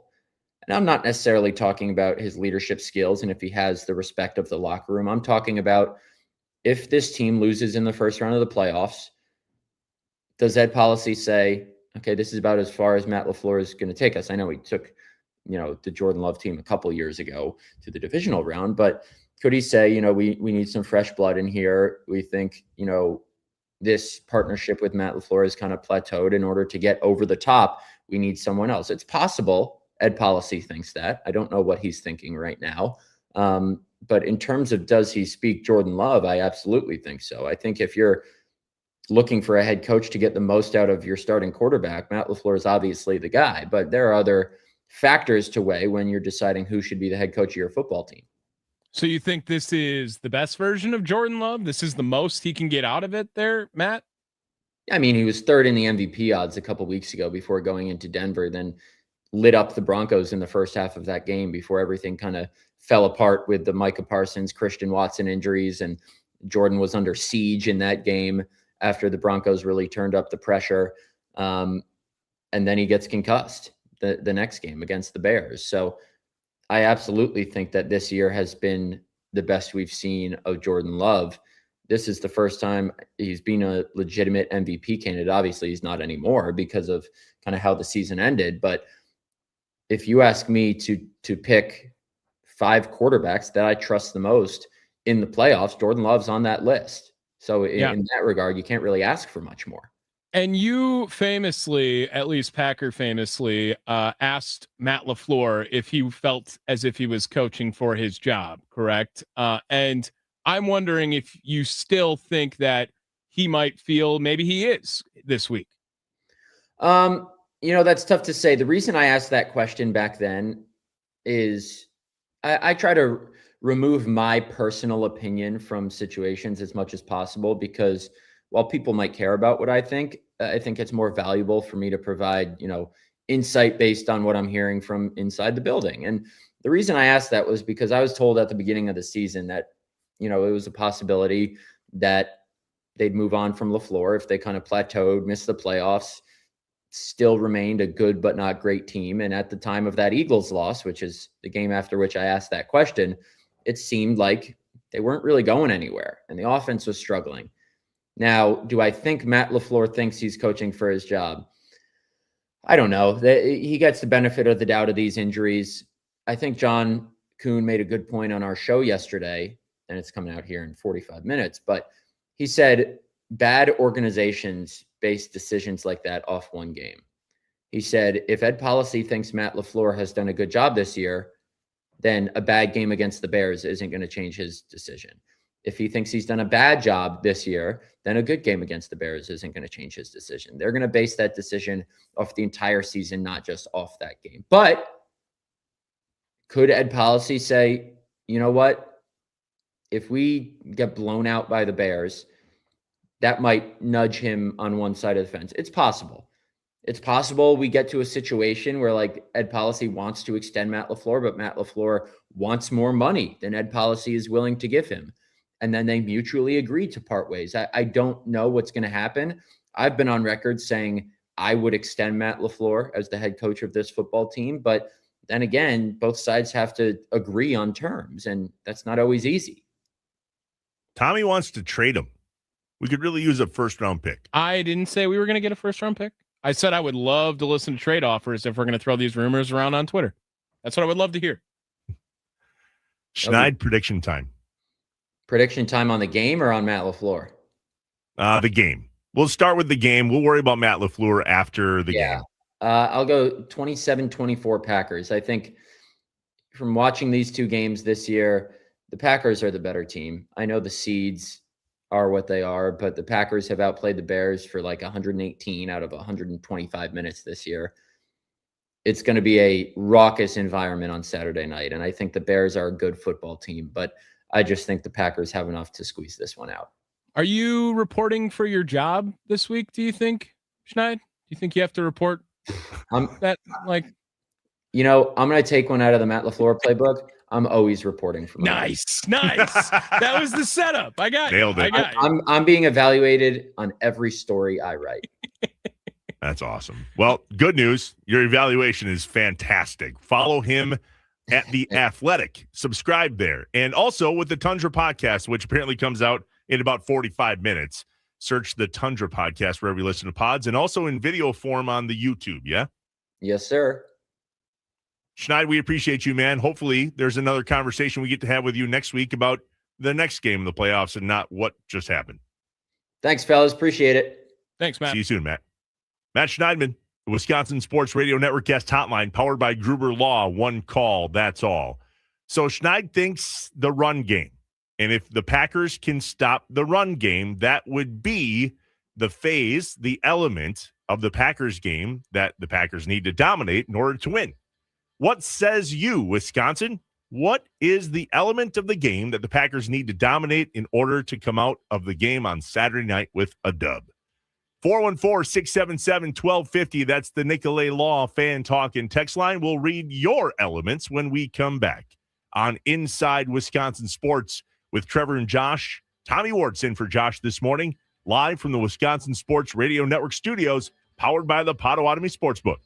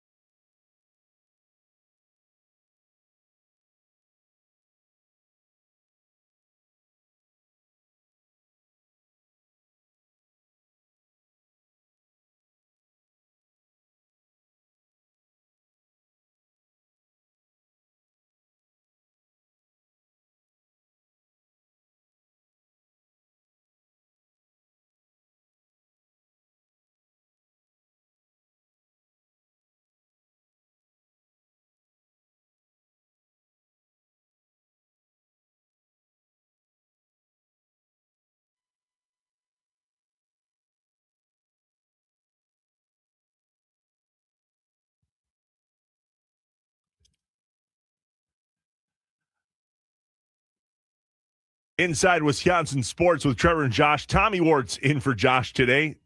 Tommy, who's the Iron Man that we're looking for? I remember like my first day working with you. I was like, I'm gonna just pick my own bumps. I'm gonna go out. I'm gonna impress. And I've just gotten so lazy. I'm just like No, throw these bumpers in. Is this from the bag of bumps? Yeah, it is. It is. It takes a little while to get going, but once it gets in there, then they cut it off at a terrible time as well. But hey, Iron Man, shout out to him. Yay. Live from the Wisconsin Sports Radio Network studios and powered by the Potawatomi Sportsbook. We'll be live here in Green Bay this Thursday. So jacked for this. Margaritas, Mexican Food, and Cantina has invited us in starting at 9 a.m. for 9 to noon with John Kuhn and Rami Makloff. And then the Mason Crosby Show from noon to 2 with Mitch Thunder Nellis. Broadcasting live from Margaritas just 2 blocks from Lambeau Field off Lombardi Avenue. Come hang out with the guys. I'll make a stop or two for a chimichanga or two. Just one. They're huge. They're so good. Are they going to be serving margaritas at 9 a.m.? No, they'll be serving margaritas starting at 11. Okay. Just making sure. Yeah, that's when the restaurant officially opens, is 11 a.m. on Thursday. But the shows start at 9 because that's 9 to noon. Right. John Kuhn and Rami Makloff. So join us on Thursday at Margaritas, Mexican Food, and Cantina, the Wisconsin Sports Radio Network, live here in Green Bay. All right, Tommy, if you had to pick an element to the game on Saturday night that the Packers need to dominate in order to win, what is it? I think it's really easy. And my answer is the turnover battle, especially with how everyone sees the Bears winning these ball games. It is the ability to create turnovers on their defense, as terrible as it might be in every other statistical category. The Chicago Bears turn the ball over on defense, and that momentum changes games, man. And it happened, remember, with CJ Gardner-Johnson, who, by the way, questionable now for this game against the Green Bay Packers. Like, first drive, remember that? You remember he changed the whole momentum of the game with an interception like that. Jordan Love's done a great job taking care of the football as a whole this season, and the Packers defense have done a terrible job of turning the football over. I would like one of those to change. And I would hope it's not Jordan Love this week. So the turnover battle, if the Packers dominate that, that's going to go in their favor. The Nicolay Law Fan Talk and Text Line, 414-677-1250. What is the element to the game that you believe the Packers need to dominate in order to win? Ziggy says it's not just stopping the run on defense. The Pack needs to move its offense with the run via Josh Jacobs and Williams. We can't rely on turnovers, so we need to double the rush yards Chicago puts up to win this game. That is a fascinating take. The Packers need to double the rush yards that the Chicago Bears do in order to win the game. What do you think?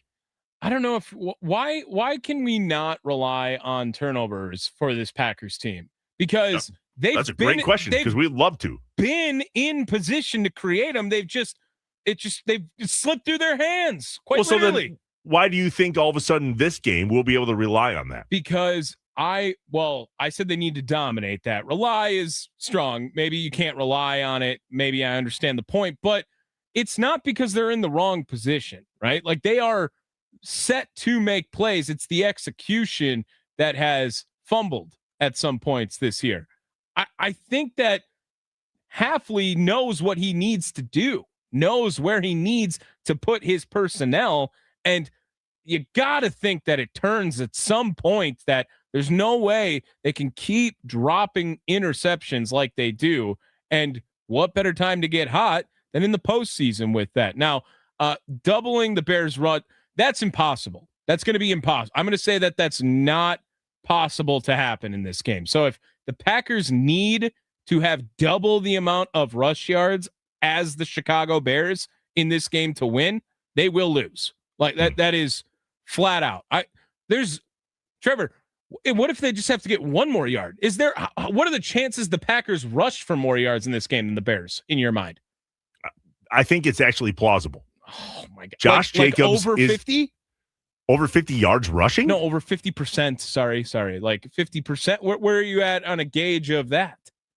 I mean, Josh Jacobs is due, man, and he's about as rested as we're going to get him. Or he's done. Ooh. I mean, do or done. There's done. there's a segment right there. I would like the do. Yeah. Not the done.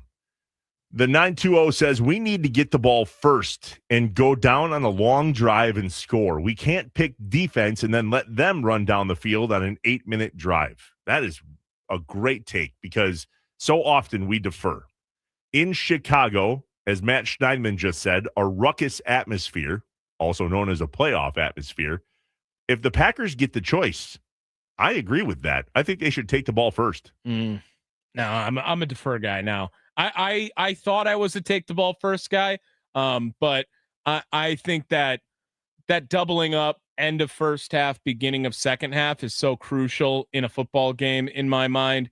And if the Packers defense came out and got a 3-and-out, that could take the crowd out of it just as quickly in my mind, or a turnover takes them out of the game as well. Let's head to the Nicolay Law talking text line 414-677-1250 if you want to be a part of the program. Tom in Green Bay. Good morning, Tom. How we doing? Hey, good morning, guys. So here's something that nobody said anything about. The previous two games, the Bears have been without, and I don't know what his status is for Saturday, but they've been without a Dunze. So if a Dunze plays, you're going to have their three top receivers, and Burton's coming on strong. We can't get a pass rush. So if a Dunze, Moore, and Burton play, Caleb could sit back there and just pick us apart. It could be a slugfest. I mean, and then the key to the game is going to be the offense is going to have to keep up with the Bears, if that's the case. I mean, I know you're saying about stopping the run, but we have not seen those top three receivers yet this year. Yeah. Together. Good point, Tom. Thanks for the call. And I think he brings up a good point there too, Trevor, where the Bears could win a completely different way if they are healthy in this game. So that's where my element comes in. Jordan Love has to be better than Caleb Williams. If we don't get fast start, confident, swagger Jordan Love, we're doomed. Caleb Williams has some confidence right now. He's walking with a swagger. He has an expectation of himself to be the player that for some reason only shows up in the late third, early fourth quarter for him. Jordan Love needs to be that guy the entire game. We cannot afford a try to come back from behind Jordan Love because that means we didn't get the early and dominant Jordan Love that we're going to have in order to win this game.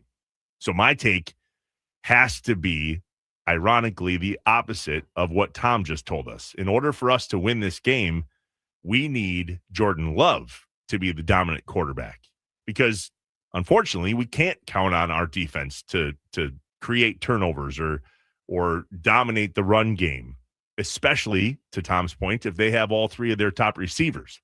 If Caleb Williams can start picking his weapons and picking apart our defense, Trayvon Diggs or no Trayvon Diggs, I think we're in big trouble if we don't get Jordan Love to dominate. Sorry, yeah. Is Jordan Love, maybe it's a dumb question, but just gauging again, is that is he the most confident Packer for you heading into Saturday?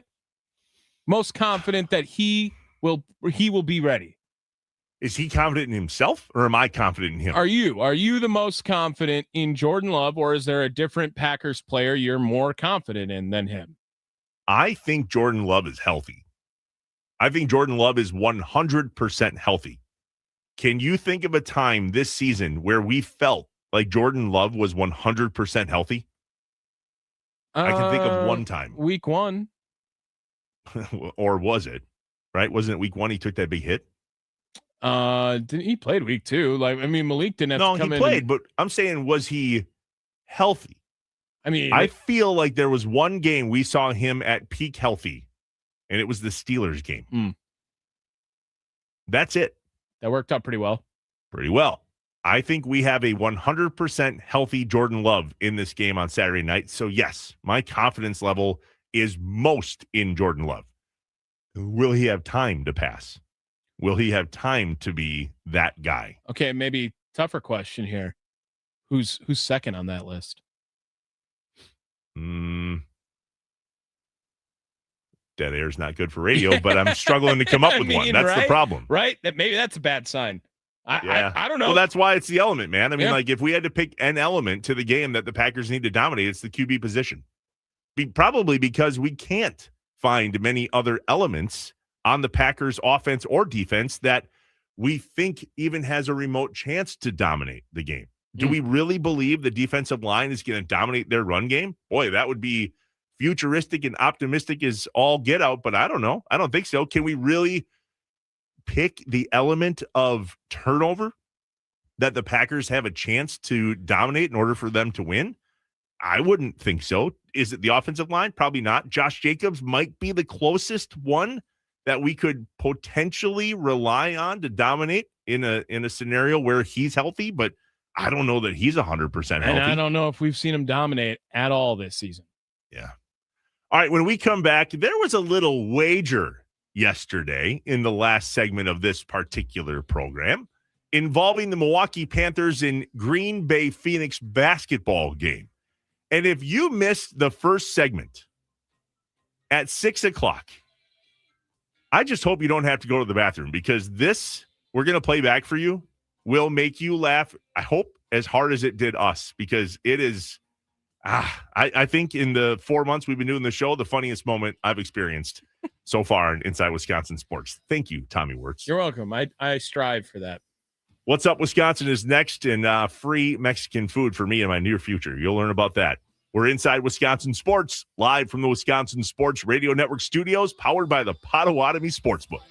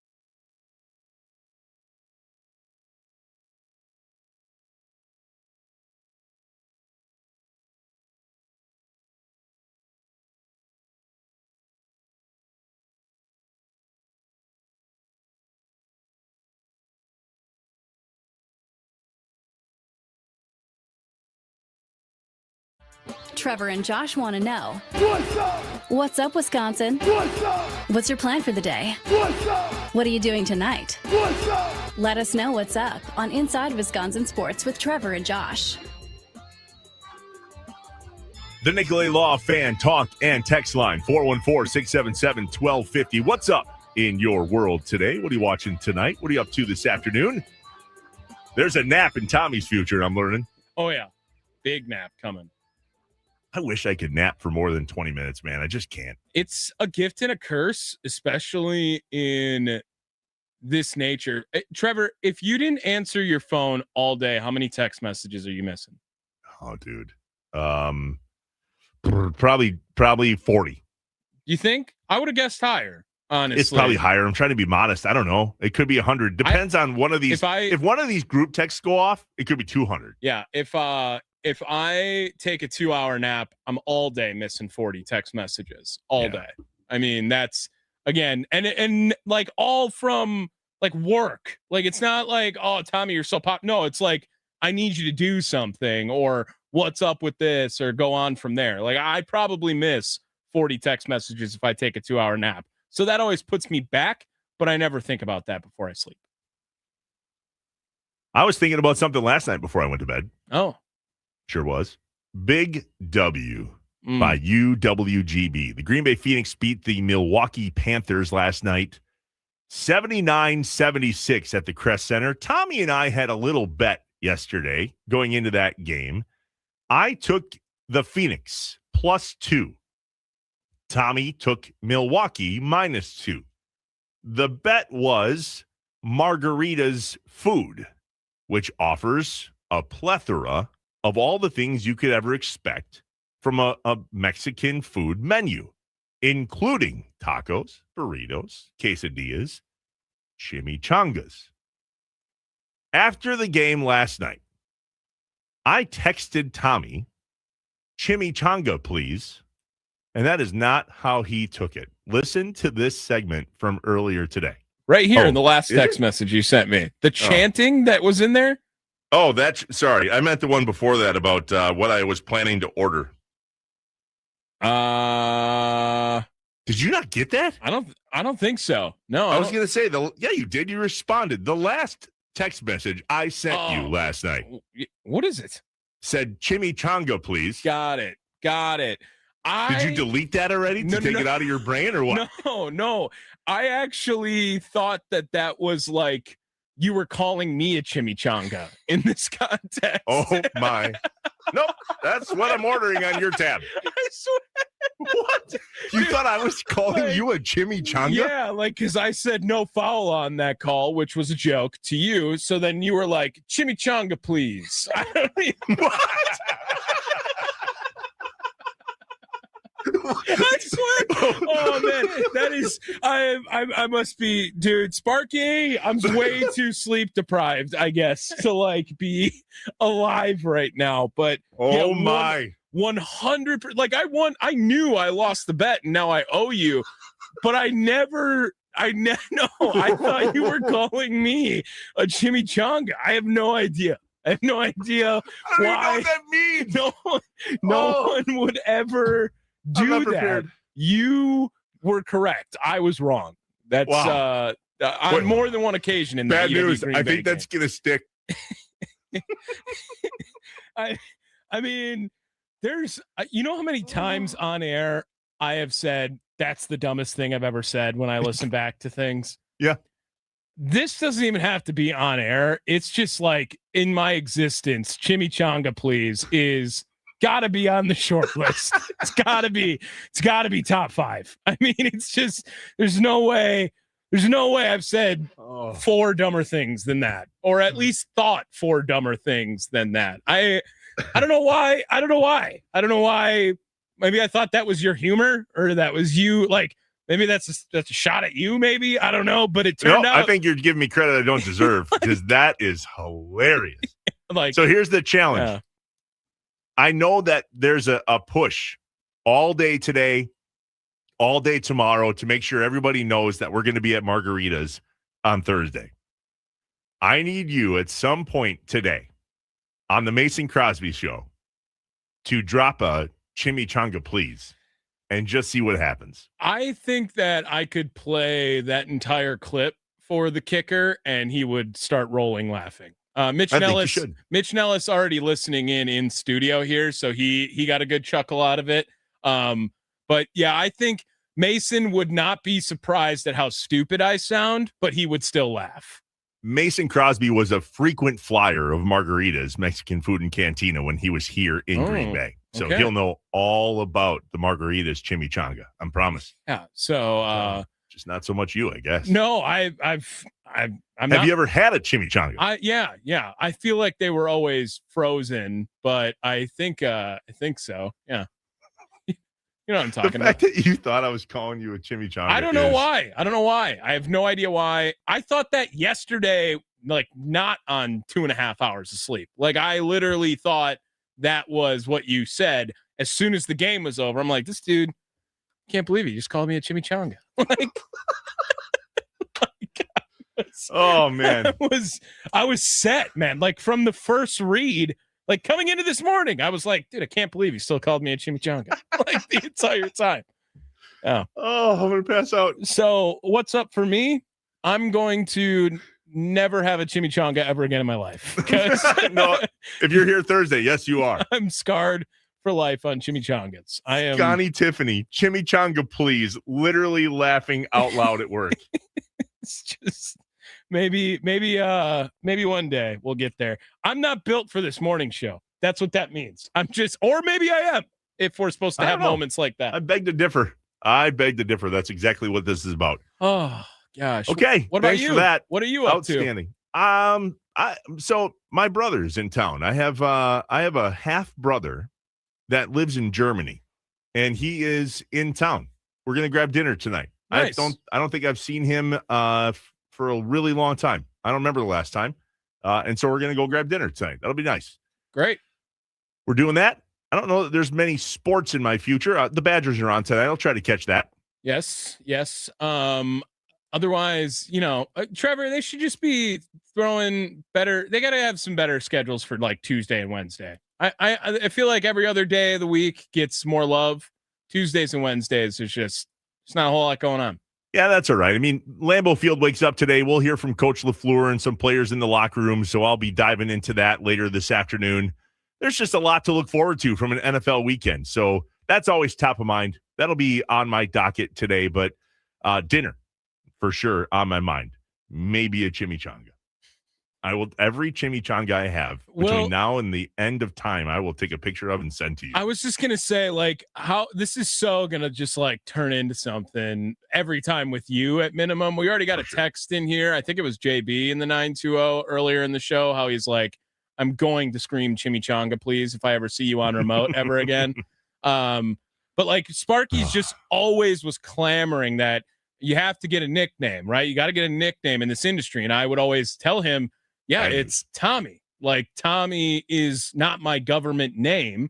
That would be Thomas. Okay. And now, like, I'm doing my best to fend off chimichanga nicknames for the rest of my life. What about just Chimmy? I feel like that's, there's a couple of close names in the market. Like Changa? Chimmy sounds good. Yeah. No, I'm good on Changa for sure. For sure. Okay. Without that. Sounds good. Are you going to be able to close the show out? We got a minute. No, I don't left. think so. We have less than a minute. Oh, that's good stuff. Join us at Margarita's on Thursday. I cannot wait to see a bunch of you.